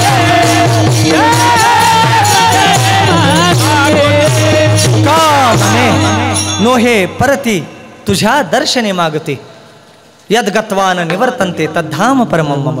जिथं गेल्यानंतर परत यायला होत नाही ती अवस्था, ती ब्राह्मी अवस्था, त्याला म्हणावं ज्ञानाची दृढ अप्रोक्ष अनुभूती, त्याला म्हणावं आत्मसाक्षात्कार, त्याला म्हणावं आत्मदर्शन. ते दर्शन व्हावं. जिथं गेल्यानंतर जीव परत जीव दशेला येत नाही त्याला म्हणावं आत्मसाक्षात्कार. का लवनाची कुंजरी सुदलिये लवण सागरी होयची न माघारी परते जैसी. एखाद्या राजानं मिठाची हत्तीन केली पर्व काळासाठी. मिठाची हत्तीन केली. आता सकाळ सकाळी त्या हत्तीनीला स्नान घालायसाठी नदीकडे घेऊन गेला राजा. पर्व काळा दिवशी त्या हत्तीनीला स्नान घालायसाठी नदीकडे घेऊन गेला. आता ती हत्तीन जशी पाण्यामध्ये जायला लागली तशी खाली खाली बसायला लागली. राजाला वाटलं कदाचित बसून आंघोळ करत असेल. आता ती हत्तीन खाली खाली खाली गेली आणि एका क्षणाला ती काय झाली? पाण्यामध्ये गेली. आता ती कधी बाहेर येईल? येऊ शकत नाही. हो याची न माघारी परते जैशी. ती परत येत नाही. तसं एकदा त्या अवस्थेला त्या ज्ञानाची दृढ अप्रोक्ष अनुभूती आल्यानंतर तो जीव परत जीवदशेला येऊ शकत नाही. जन्म मरणाला येऊ शकत नाही. हे कशाचं फळ आहे? ज्ञानाची दृढ अप्रोक्ष अनुभूती सद्गुरूंच्या कृपेचं फळ आहे. ती सद्गुरूंची कृपा व्हावी तर त्यासाठी काय करावं? त्यासाठी काहीतरी शास्त्रानं विधी सांगितलाय. गुरूंच्या कृपेसाठी विधी सांगितलाय. तद्विधी प्रणिपातेन परिप्रश्नेन सेवया उपदेक्षन्ति ते ज्ञानम ज्ञानेना तत्वदर्शिना. तो विधी आहे. काय करावं? तनु मनुजीवे चरणासी लागावे अगरवता करावे दास्य सकळ. त्यांचं दास्यत्वानं सेवा कर. अगदी काया वाचा मनानं समर्पित भावानं त्यांची अगरवतेनं दास्यत्वानं सेवा कर. मग ज्यावेळी ती सद्गुरू तुला प्रसन्न होतील त्यावेळी ते सद्गुरू विचारतील सांग बाबा तुला कशाची अपेक्षा आहे? तू का माझी एवढी सेवा करायलायस? त्यावेळी शिष्यानं सांगावं गुरुदेवा मला या जन्ममरणरूपी संसाराच्या निवृत्तीची आणि परमानंदाच्या प्राप्तीची म्हणजे मोक्षाची इच्छा आहे. हेच मागणं गुरूंच्याकडं मागायचं. दुसरं काय मागायचं नाही. काय मागितलं? जन्म मरण रूपी संसाराची निवृत्ती आणि परमानंदाची प्राप्ती म्हणजे सकारण सकल दुःख निवृत्ती आणि परमानंद प्राप्ती म्हणजे मोक्षाची इच्छा आहे. त्यावेळी सद्गुरू सांगतात, बाबा तुला ज्या जन्म मरण रूपी संसाराच्या निवृत्तीची इच्छा आहे तो संसार तुझ्या ठिकाणी कधी झालाच नाही, कधी झालाच नाही. आणि तो मोक्ष ज्याची तुला परमानंदाच्या प्राप्तीची म्हणजे ज्या मोक्षाची तुला इच्छा आहे तो मोक्ष तुला नित्य प्राप्तच आहे. संसार तुझ्या ठिकाणी कधी झालाच नाही. त्या संसाराची व्याख्या माऊली काय सांगतात? आगा उपजणे आणि निमणे हे साचची जे कामानने तया जीवलो मी म्हणे संसारोहन म्हणजे जन्म मृत्यू पाप पुण्य कर्तृत्व भोक्तृत्व हे सगळे धर्म कुणाचे? देहाचे असताना मी देहाबरोबर जन्मतो, देहाबरोबर मरतो, मी पाप पुण्य करतो, त्याची फळं भोगतो, मी अमक्या गावचा, मी कीर्तनकार, मी कसा, मी हा देहधारी, असे जे भाव आम्ही स्वतःच्या स्वरूपावर आरोपित करून घेतलेले आहेत त्याला काय म्हणतात? संसार. हे संसार आपल्या ठिकाणी नाहीत. कसं? चंचळी चंचळ निश्चळी निश्चळ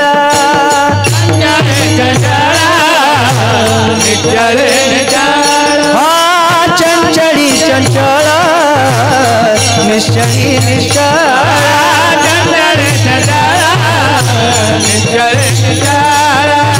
वाजवे खळाळ उदकेसी वाजवे खळाळ उदकेसी वाजवे खळाळ उदकेसी वाजवे खळाळ उदकेसी सोपे वर्म परी मन नाही हाती सोपे वर्म परी मन नाही हाती वाजवे खळाळ उदकेसी वाजवे खळाळ उदकेसी वाजवे खळाळ उदकेसी वाजवे खळाळ सोपे वर्म माझा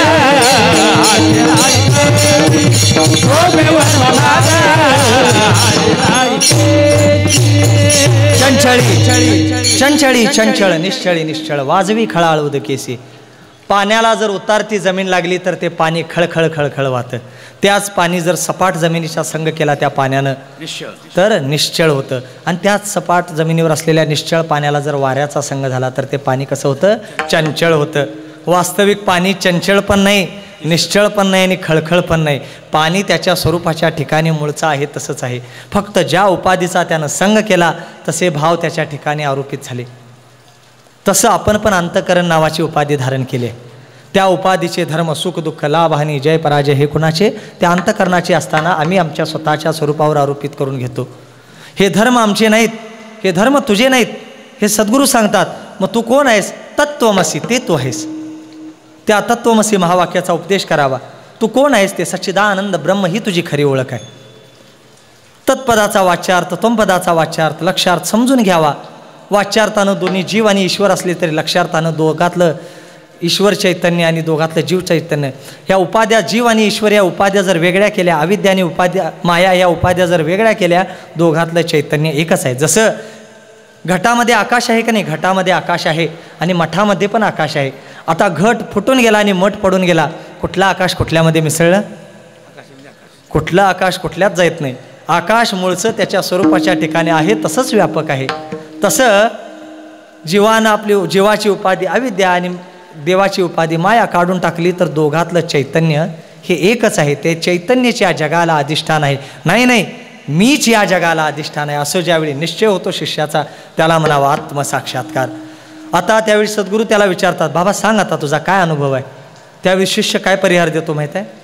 मनोबुद्धी हंकार चित्तानि नाहम न च श्रोत्र जिह्वा न च घ्राण नेत्रम न च व्योम भूमिर्न तेजो न वायो चिदानंद रूपम शिवोहम शिवो. मी मन नाही, बुद्धी नाही, चित्त नाही, अहंकार नाही, पंचप्राण नाही, पंचकोश नाही, स्थूल सूक्ष्म कारण, तीन शरीर नाही, स्वप्न जागृती सुषुप्ती अवस्था नाही. मी या सगळ्यांच्याहून वेगळा कोण आहे? सच्चिदानंद ब्रह्म म्हणजे कोण आहे? चिदानंद रूप शिव ही माझी खरी ओळख आहे.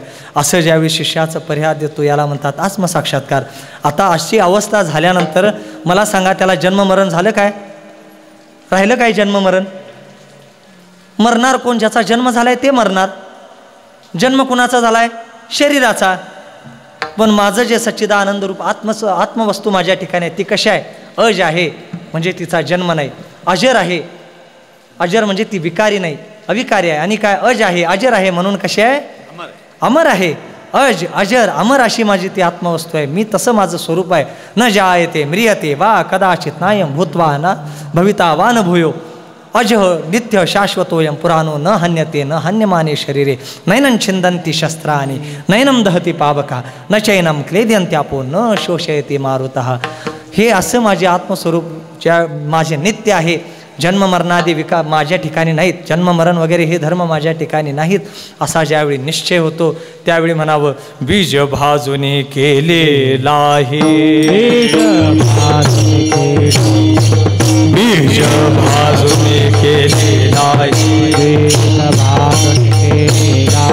आम्हा जन्म मरण नाही, आम्हा जन्म मरण नाही, आम्हा जन्म मरण नाही, आम्हा जन्म मरण आम्हा जन्म मरण नाही, आम्हा जन्म मरण नाही. विठोबा रखुमाई विठोबा रखुमाई जय विठोबा रखुमाई जय विठोबा रखुमाई जय विठोबा रखुमाई जय विठोबा रखुमाई विठोबा रखुमाई विठोबा रखुमाई विठोबा रखुमाई विठोबा रखुमाई विठोबा रखुमाई विठोबा रखुमाई विठोबा रखुमाई विठोबा रखुमाई कुंडलिका वरदे हरे श्री जानवे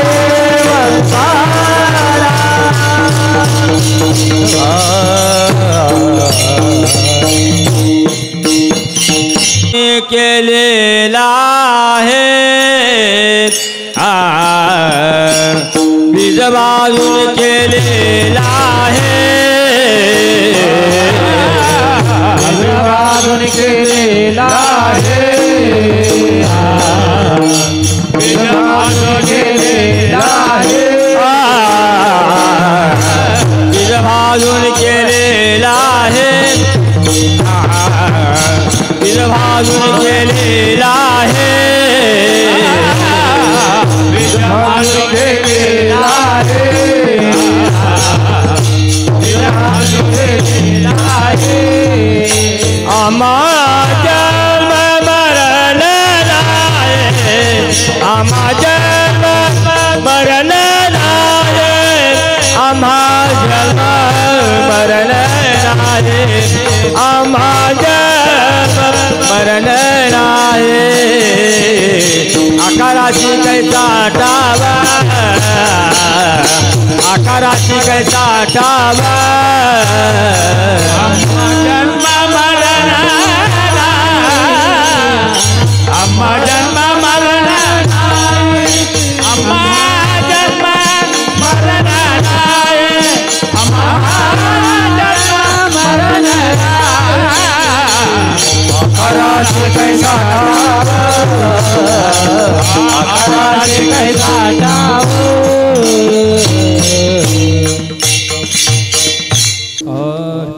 आकाराशी कैसा ठाव, आकाराशी कैसा ठाव, आकाराशी कैसा ठाव,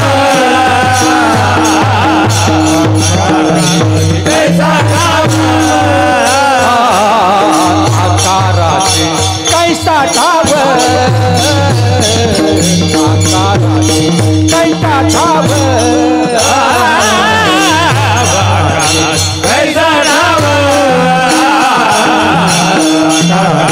कैसा ठाव. देह प्रत्यक्ष झाला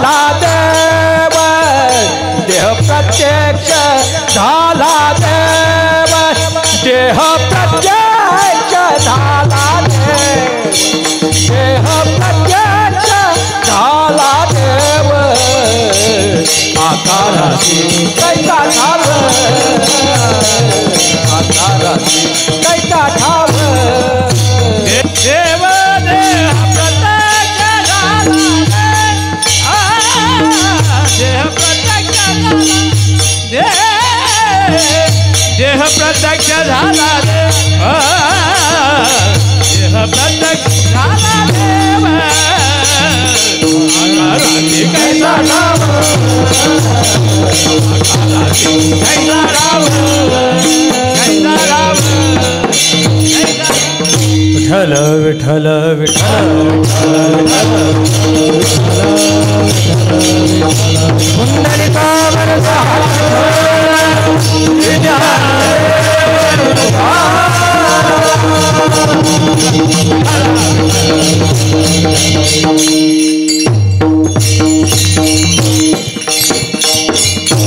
या उपाधि माझी गुप्त चैतन्य से सर्वगत हे तत्वज्ञ संत स्वीकारते। या उपाधि माझी गुप्त चैतन्य से सर्वगत हे तत्वज्ञ संत स्वीकारते। अशी अधिष्ठान दृष्टी प्राप्त होते। अधिष्ठान दृष्टी असते आणि अध्यस्थ दृष्टी असते। तशी अधिष्ठान दृष्टी यावी त्यासाठी एक दृष्टांत आहे, सगळ्यांना माहीत आहे। जुनं सरकार घराणं होतं एक, बसून खायचं नुसतं, किती दिवस संपत्ती पुरायची, बसून खाऊन खाऊन। मग काय झालं, सरकारांनी विचार केला एवढं मोठं घर आम्हाला काय करायचं, बाकी सगळं विकून देऊया, एक खोली आपल्याला असली तर बास आहे। बाकी सगळं घर विकून दिलं, एक खोली आपल्यापुरती ठेवली। नंतर अजून पैशाची अडचण यायला लागल्यावर सरकारांनी विचार केला, त्या सरकारांच्या घरातलं देव म्हणजे आमच्या तुमच्यासारखं नव्हतं, तांब्या पितळाचं सोन्याचं देव होतं। सरकारांनी विचार केला आता देव म्हणजे देवच, तांब्याचं काय, पितळाचं काय, दगडाचं काय आणि सोन्याचं काय, मग हे सोन्याचे देव कशाला पाहिजेत आपल्याला भक्तीच करायची आहे तर सोन्याचं देव विकूया आणि काय करूया, पितळाचं घेऊया, त्याच्या वाटणीचं थोडं पैसे मिळतील त्यातनं। म्हणून सोन्याचे देव विकायला तो सोनाराच्याकडे गेला। सोनाराकडे घेऊन गेला टाक, कुलदैवताचा ज्योतिबाचा टाक घेऊन गेला। ज्योतिबाचा टाक बघितलाय का नाही आपल्या सगळ्यांनी, ते दोन वेगळं वेगळं होत्या, तो ज्योतिबाच्या टाकातलं ते नेऊन ज्योतिबाचा टाक तो समोर ठेवला सोनाराच्या।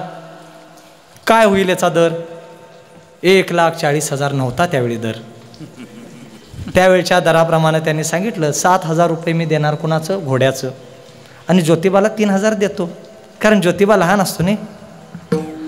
सरकार म्हणाले तुला काय अक्कल आहे काय नाही, घोड्याला 7,000 देवाला 3,000, तुला देव आणि घोडा यातला फरक काय कळतोय काय नाही। सोनार म्हणाला तुझ्यासाठी देव आणि तुझ्यासाठी घोडा असेल, माझ्यासाठी हा देव आणि घोडा नाही, या सोनं किती आहे हे महत्त्वाचं आहे। याला म्हणायची सुवर्ण दृष्टी, याला म्हणायचं अधिष्ठान दृष्टी। अशी दृष्टी प्राप्त होते। आमची जी दृष्टी आहे ती नामरूपात्मक प्रकृतीमध्ये अडकलेली आहे, नामरूपात्मक प्रकृतीचं कार्य बघते आपली दृष्टी, पण तशी ज्ञानाचा आत्मसाक्षात्कार झाल्यानंतर ते बघत नाही। त्याला काय दिसतं, या उपाधी माझी गुप्त चैतन्य असे सर्वगत हे तत्वज्ञ संत, अशी अधिष्ठान दृष्टी प्राप्त होते।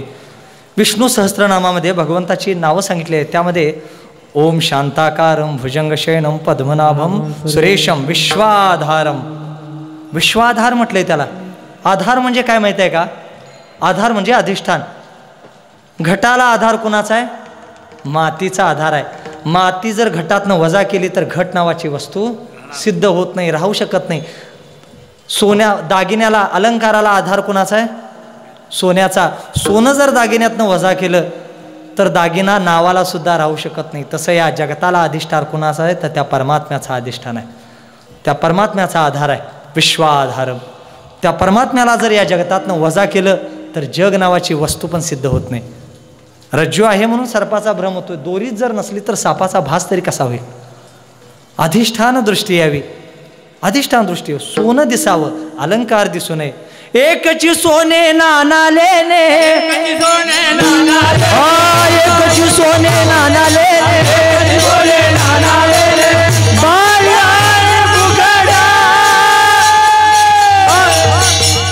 जगामध्ये एकच ब्रह्मगडा, जगामध्ये एकच ब्रह्मगडा, जगामध्ये एकच ब्रह्मगडा, जगामध्ये एकच ब्रह्मगडा। या जगामध्ये दिसणारे आकार जरी वेगळे वेगळे असतील तरी एकच आहेत, ते एक परमात्मा तत्वच भरलेलं आहे। अशी दृष्टी प्राप्त होते. याला म्हणायचं अशी दृष्टी एकदा प्राप्त झाली तर मग त्याला काय म्हणावं, त्याला नामरूपात्मक प्रकृतीचं कार्य दिसत नाही, त्याला आंधळा म्हणावा. कसा? एक असतो अज्ञानाचा आंधळा, म्हणजे ज्ञानदृष्टी हरपली, दोन्ही नेत्र आंधळे, तो अज्ञानाचा आंधळा. आणि हा आंधळा कसा आहे? ज्ञानानं आंधळा झालेला. हा ज्ञानाचा सहज आंधळा म्हणतात. सहज मी आंधळा गा निज निराकार पंथे,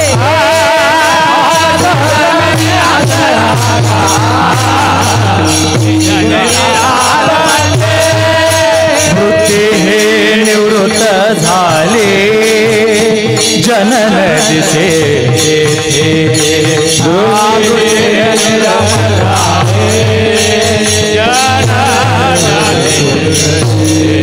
मी माझे हरपले ठाई जेथे जाते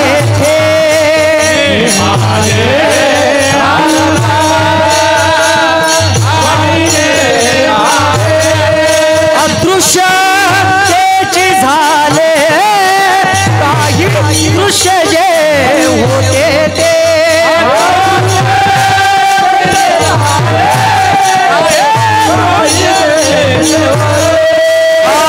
सुखे निंदलो गा पुण्य सारून त्रिकुट शिखरी गा दान मिळे आई ते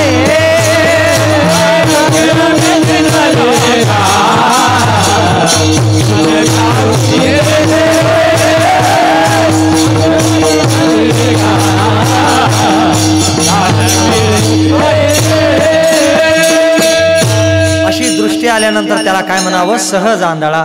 सहज मी आंधळा गा निज निराकार पद्धे. वृत्ती हे निवृत्त झाली जन न दिसे तेथे. ही वृत्ती आता निवृत्त झाली. का? वृत्ती अज्ञानाचं कार्य आहे. आता अज्ञान म्हणजे आत्मस्वरूपाचं अज्ञान म्हणजे बीज आता जळून भाजून गेल्यावर आता त्याचं कार्य असणारी वृत्ती तरी कशी राहील? वृत्ती हे निवृत्त झाली जन न दिसे तेथे. आता जन दिसत नाही, सगळीकडे जनार्दनच भरलेला आहे असं दिसतं. मी माझे हरपले ठाई जेथेच्या तेथे. मी आणि माझं हरपतं. हरपतं कसं असतं माहिती आहे? हरपणं म्हणजे कसं? दोरीवर भासलेला साप हा कुठल्या काठीनं मारला तर जाईल? जाणार नाही. कुठल्याही काठीनं मारून तो जाणार नाही. ज्यावेळी दोरीचं कोणतरी यथार्थ ज्ञान करून देईल ही दोरी आहे, त्यावेळी तो दोरीवर भासलेला साप कुठं गेला सांगा? आता वारुळात गेला? कुठंही गेला नाही. अधिष्ठानाचं ज्ञान झाल्यानंतर अध्यस्थ पदार्थ हे अधिष्ठान स्वरूप होत असते. तसं रज्जूचं ज्ञान झाल्यानंतर सर्प हा काय? रज्जू स्वरूपच होऊन जात असतो. तसं मी आणि माझं अहम आणि मम हे उत्पन्न कुठं होतं? आत्मस्वरूपाच्या अज्ञानावर.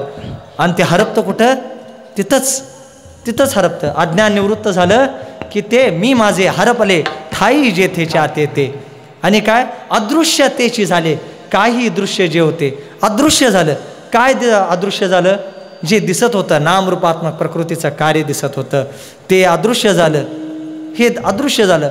सुखे मी निजलो गा शून्य सारुनी तेथे. अशी अवस्था होते. याला म्हणायचं आकारासी कैसा ठाव देह प्रत्यक्ष झाला देव. साधनेनं आत्मा ब्रह्मरूप करणं यात काही नवल नाही, कारण आत्मा हा मूळचाच ब्रह्मरूप आहे. त्याला ब्रह्मरूप करणं नवल नाही. हा देह ब्रह्मरूप वाटावा. अण्णा म्हणायचे खरी अवस्था कधी? देहाकडं साक्षीत्वानं बघणं, प्रपंचाकडं साक्षीत्वानं बघणं ही खरी अवस्था नाही. बायको ब्रह्मरूप दिसावी, बायको आपली ब्रह्म दिसावी, हे शरीर ब्रह्मरूप दिसावं, याला म्हणायचं साधना, याला म्हणायची अवस्था. देह प्रत्यक्ष झाला देव. देह प्रत्यक्ष देव होतो. बरं अशी प्रमाणं नाहीत का? भरपूर आहेत. अर्जुनाच्या पायाच्या केसातनं सुद्धा कृष्ण कृष्ण ध्वनी येत होता. याला म्हणायचं देह प्रत्यक्ष झाला देव. आणि काय? चोखोबांच्या मेलेल्या चोखोबांच्या हाडातनं सुद्धा विठ्ठल विठ्ठल ध्वनी येत होता. याला म्हणायचं देह प्रत्यक्ष झाला देव. जनाबाईंच्या हाताचा स्पर्श झालेल्या शेनीत सुद्धा काय? विठ्ठल विठ्ठल विठ्ठल ध्वनी येत होता. याला म्हणायचं देह प्रत्यक्ष झाला देव. आकारासी कैसा ठाव देह प्रत्यक्ष झाला देव. पुढच्या चरणात महाराज काय म्हणतात? साखरेचा नो हे ऊस आम्हा कैसा गर्भवास. साखर महाराजांनी काय दिले? दृष्टांत दिलाय. साखरेचा नो हे ऊस. एकदा ऊसाची साखर झाली की परत त्याचा ऊस होईल काय? होऊ शकत नाही. एकदा ऊसाची साखर झाली की परत त्याचं काय होऊ शकत नाही, ऊस होऊ शकत नाही. तसं एकदा तो आत्मसाक्षात्कार ज्ञानाची दृढ अप्रोक्ष अनुभूती प्राप्त झाल्यानंतर परत जन्माला येणं होऊ शकत नाही. बुडणे खोटे पोहता थडी, स्वप्नी झाली ओढाओढी, नासली जागृतीची घडी. एकटा नदी अशी दुथडी भरून वाहत होती पावसाळ्यामध्ये. पोहत पोहत पोहत पलीकडे गेला आणि पलीकडे गेल्यावर रडत बसला. लोक म्हणाली, का रडालास? ह्यात जर मी बुडून मेलो असतो तर काय झालं असतं? बुडला असतास तर तुझं मड पूर्वेला गेलं असतं, इकडं कसा काय आला असतास? बुडणे खोटे पोहता थडी, बुडलो असतो म्हणणं पण खोटं आहे पोहून पलीकडं आल्यानंतर. स्वप्नी झाली ओढाओढी, स्वप्नामध्ये तुमची जर भांडणं झाली भावकीमध्ये तर जागृतीमध्ये जाऊन काय तर तुम्ही केस करू शकत नाही, केस करू शकत नाही. मला सांगा, स्वप्न खरं काय खोटं? खोटं असतं, पण स्वप्नकाली स्वप्न हे सत्यच वाटतं. स्वप्न खोटं वाटतं कधी? जागं झाल्यानंतर. तसं जागृती खोटी कधी ठरते? आत्मजागृती आल्यानंतर. स्वप्नामधले व्यवहार जसं जागृती आल्यानंतर खोटे ठरतात, तसं आत्मसाक्षात्कार आत्मजागृती आल्यानंतर जागृतीसुद्धा मिथ्या वाटायला लागते. स्वप्नी झाली उडाउडी अशी अवस्था झाल्यानंतर परत मी जन्माला आलो असतो असं म्हणणं संभवत नाही. म्हणजे मूर्खपणाचंच आहे. तो कसा जन्माला येईल परत? सांगा, दुधामध्ये तूप आहे काय नाही? दुधामध्ये तूप आहे का नाही? लोणी आहे काय नाही? दुधामध्ये तूप आहे म्हणूनच घुसळण केल्यानंतर त्यातनं आपण तूप बाहेर काढतो, लोणी बाहेर काढतो. दुधाचा दर काय? 70 रुपये, 70 रुपये लिटर दुधाचा दर आहे. आता समजा त्या दुधातनं जर आपल्याला तूप प्राप्त करायचं असेल तर त्यासाठी काहीतरी प्रक्रिया करायला लागते. आपल्याला काय करावं? त्या दुधाला विरजण घालावं लागतं. त्यामध्ये दही घालतो, थोडं विरजण घालतो. विरजण घातलं की त्यात काय होतं? त्याचं दही होतं. आता दही झालं की नुसतं दही होऊन चालत नाही, त्यापासून आपल्याला लोणी प्राप्त करायचं आहे तर काय करावं? काय करावं? घुसळायचं. मंथोनी नवनीता तैसे घे अनंता. विवेकानं विचारानं घुसळण करायची, विचाराची घुसळण करायची. आता ही घुसळण केली की त्यातनं काय होतंय? सार आणि आसार वेगवेगळं होतंय. आसार असं ताक वेगळं होतंय, सार असं लोणी वेगळं होतंय. त्यातलं घ्यायचं काय? लोणी. लोण्याचा दर काय माहीत नाही वाटतं कुणाला. 300-400 रुपये लोण्याचा दर किलो आहे का नाही? दुधाचा दर 70 रुपये, लोण्याचा दर 300-400 रुपये किलो. आता जरी लोणी झालं तरी पण त्याची पूर्णता झालेली नाही, अजून ते त्याच्या अजून अवस्थेपर्यंत पोचलं नाही. आता त्या लोण्याचं समजा तूप करायचं असलं तर काय करावं? त्या लोण्याला कडवायला पाहिजे. कडवायला पाहिजे. कशानं कडवायचं? कशानं त्याला उष्णता द्यायची? वैराग्याच्या अग्नीनं त्याला कडवायचं. वैराग्याच्या अग्नीनं कडवायचं. एकदाच का वैराग्याच्या अग्नीनं ते कडलं की मग त्याचं काय होतं? तूप. आता तुपाचा दर काय? 600-700 रुपये किलो आहे की नाही? आता एकदा ते 600-700 रुपये किलोचं तूप 70 रुपये लिटरनं परत जाईल म्हणता? 700 रुपये किलोचं दूध 70 रुपयाला दे म्हणणं जेवढं मूर्खपणाचं आहे, तसं ज्ञानाची दृढ अप्रोक्ष अनुभूती आल्यानंतर परत तो जीव जन्माला येईल काय असं म्हणणं पण मूर्खपणाचं आहे. म्हणून काय सांगितलं? साखरेचा नो हे ऊस आम्हा कैसा गर्भवास. शेवटच्या चरणात महाराज सांगतात, तू का म्हणे अवघा जोग, तू का म्हणे अवघा जोग, तू का म्हणे अवघा जोग, तू का म्हणे अवघा जोग, तू का म्हणे अवघा जोग, तू का म्हणे अवघा जोग, तू का म्हणे अवघा जोग, तू का म्हणे अवघा जोग.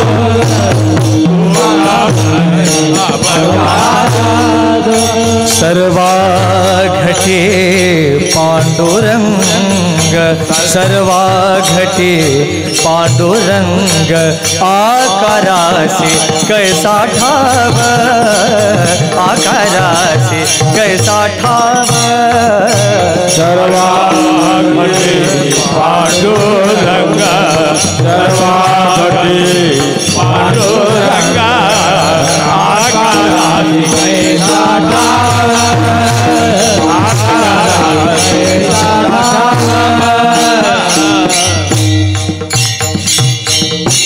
देवाच्या चरणात महाराज काय सांगतात? तुका म्हणे अवघा जोग सर्वा घटी पांडुरंग. तुका म्हणे अवघा जोग. जोग शब्दाचा अर्थ आहे जोगवा. जोगवा मागतो का नाही आपण? जोगवा, देवीचा जोगवा असतो का नाही, तो जोग आहे. पण तसला जोग नाही, आमचा जोग वेगळा आहे.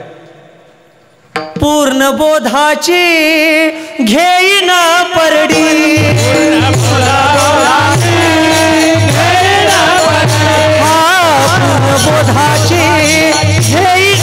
परडी,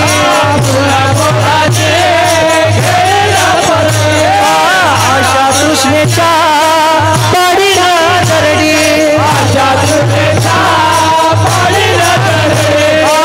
मनोविकार करीन पुरवंडी, अद्भुत रसाची भरीन मी दुरडी, अद्भुत रसाची भरीन मी दुरडी, आईचा जोगवा जोगवा मागे नाहीचा जोगवा, आईचा जोगवा जोगवा मागे नाहीचा जोगवा, आईचा जोगवा जोगवा मागे नाहीचा जोगवा, आईचा जोगवा जोगवा मागे नाहीचा जोगवा. पूर्ण बोधाची घेईन परडी, हा आमचा जोगवा आहे. देवी ती फार पवित्र आणि किती महात्म्य आहे त्या देवीचं. पण अंधश्रद्धा किती पसरवली लोकांनी त्याच्यामागं. ती देवी सामान्य आहे का? किती महान तपस्विनी आहे ती.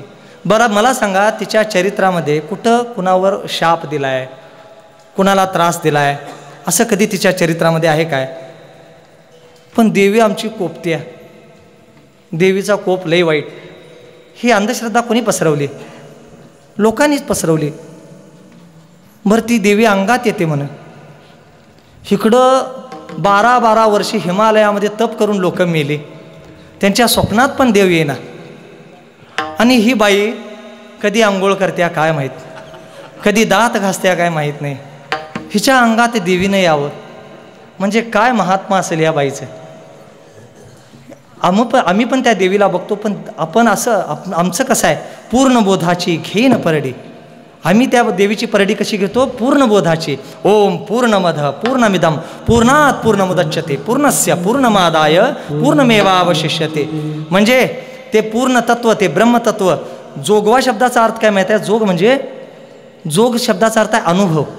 जोग शब्दाचा अर्थ काय? अनुभव. जोगवा म्हणजे अनुभव. आम्हाला अनुभव काय? ओम पूर्णमद पूर्णमिदम पूर्णात पूर्णमुदच्यते. म्हणजे ते ब्रह्मतत्व कसं आहे? पूर्ण आहे.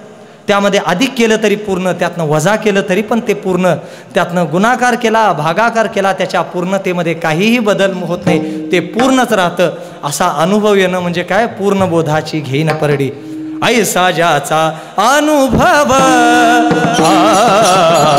ऐसा ज्याचा अनुभव, ऐसा ज्याचा अनुभव, ऐसा ज्याचा अनुभव, विश्वदेव सत्यत्वे,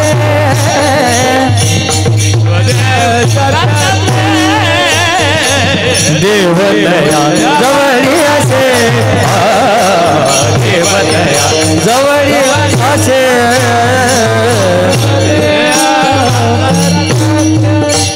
विश्वदेह प्रत्यक्ष देवदया जवळी असे, देवदया जवळी असे, देवदया जवळी असे. ऐसा ज्याचा अनुभव, ऐसा ज्याचा अनुभवत विश्वदेव सत्यत्वे.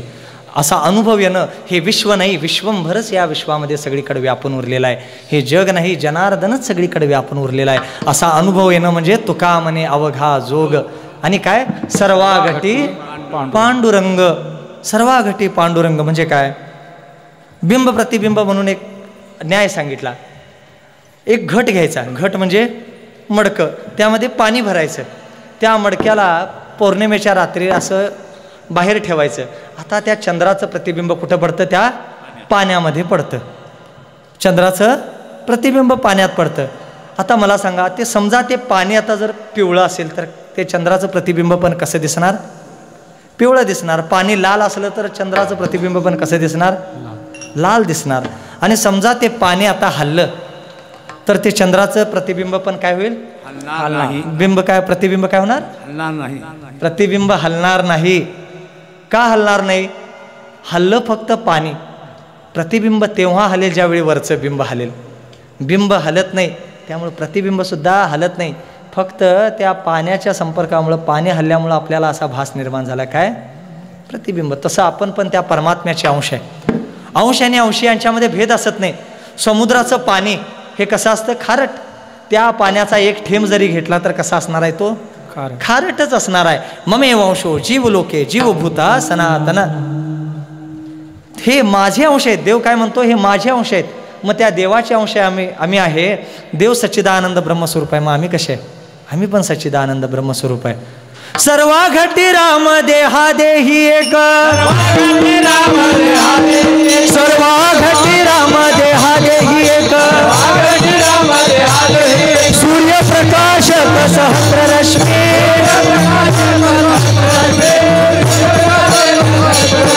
हरिमुखे म्हणा, हरिमुखे म्हणा, हरिमुखे म्हणा, हरिमुखे म्हणा.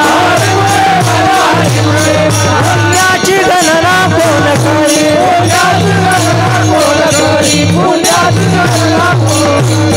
ज्ञानेश्वर माऊली ज्ञानराज माऊली. ज्ञानेश्वर माऊली महाराज. ज्ञानेश्वर माऊली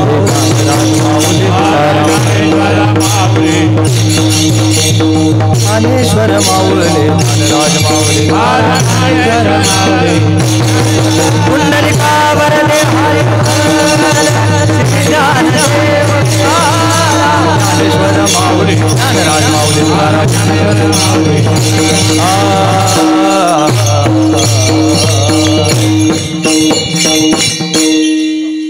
तुका म्हणे अवघादोक.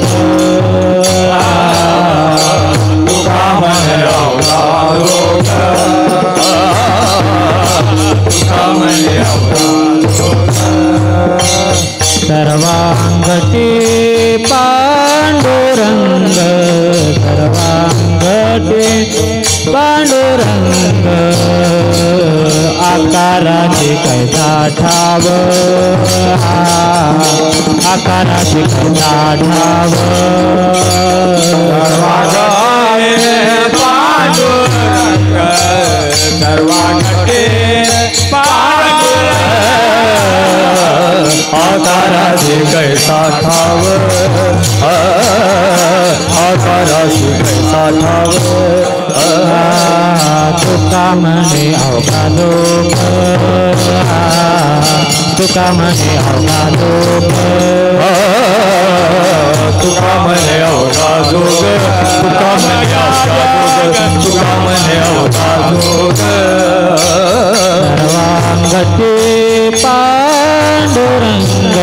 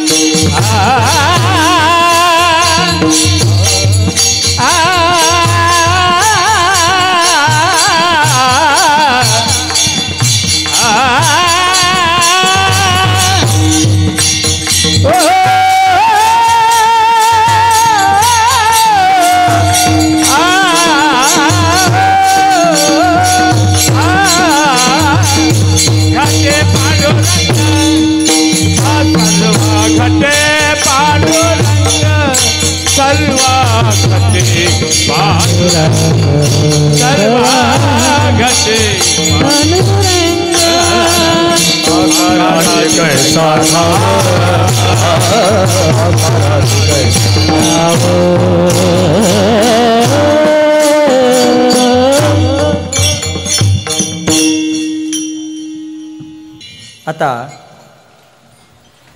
शाळेमध्ये प्रत्येकाला एक धडा होता, आपल्याला जलचक्र नावाचा धडा होता प्रत्येकाला. विचारतो त्या प्रश्नाचं फक्त उत्तर द्या. उष्णतेमुळं समुद्राच्या पाण्याची काय होते? वाफ होते. कुणाच्या पाण्याची वाफ होते? समुद्राच्या पाण्याची वाफ होते. त्या वाफेचे ढग होतात आणि वर जातात. कुणाचे? समुद्राच्या पाण्याच्या वाफेचे ढग होऊन ते वर जातात. त्या ढगाला थंड वारा लागला की त्याचं पर्जन्यामध्ये रूपांतर होतं. कुणाचं? समुद्राच्या पाण्याच्या वाफेच्या ढगाचं पर्जन्यामध्ये रूपांतर होतं. ते पर्जन्याचं पाणी, ते पावसाचं पाणी जमिनीवर खाली पडतं. कुणाचं पाणी? समुद्राच्या पाण्याच्या ढगाचं पर्जन्याचं पाणी कुठं पडलं? जमिनीवर पडलं. आता ते पाणी जमिनीवरनं गटारी, ओढे, नाले असं करत नदीला मिळालं. कुणाचं पाणी? समुद्राच्या पाण्याच्या वाफेच्या ढगाचं पर्जन्याचं पाणी गटारी माध्यमातून ओढ्यातनं कुठं मिळालं? नदीला मिळालं. आता ते नदीतलं पाणी वाहत वाहत जाऊन कुठं मिळालं? समुद्राला मिळालं. कुणाचं पाणी?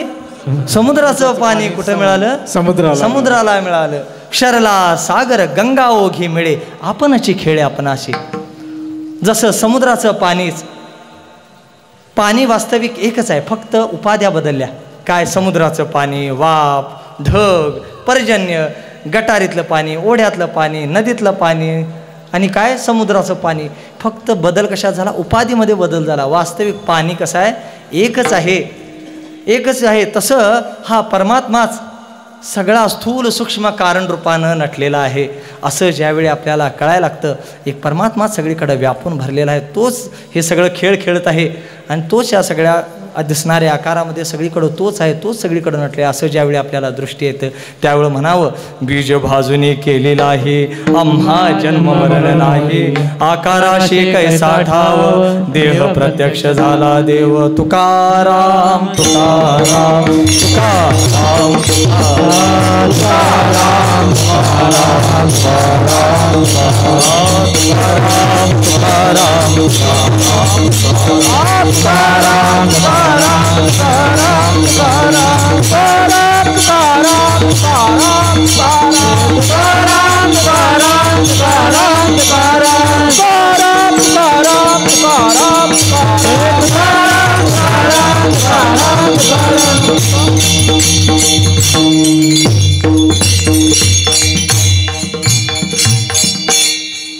झालेली सेवा तुमच्या ग्रामदेवतेच्या चरणावर समर्पित करतो. दत्त भगवान आहे त्यांच्या चरणावर समर्पित करतो. झालेली सेवा तुम्हा सर्वांच्या सेवेकरांच्या, श्रोत्यांच्या चरणावर, ज्यांनी मला या सेवेसाठी आमंत्रित केलं त्यांच्या सर्वांच्या चरणावर समर्पित करतो आणि माझे गुरुजी गुरुवर्य भाऊसाहेब महाराज पाटील यांच्या चरणावर समर्पित करून झालेल्या सेवेला विराम देतो. जय विठ्ठल.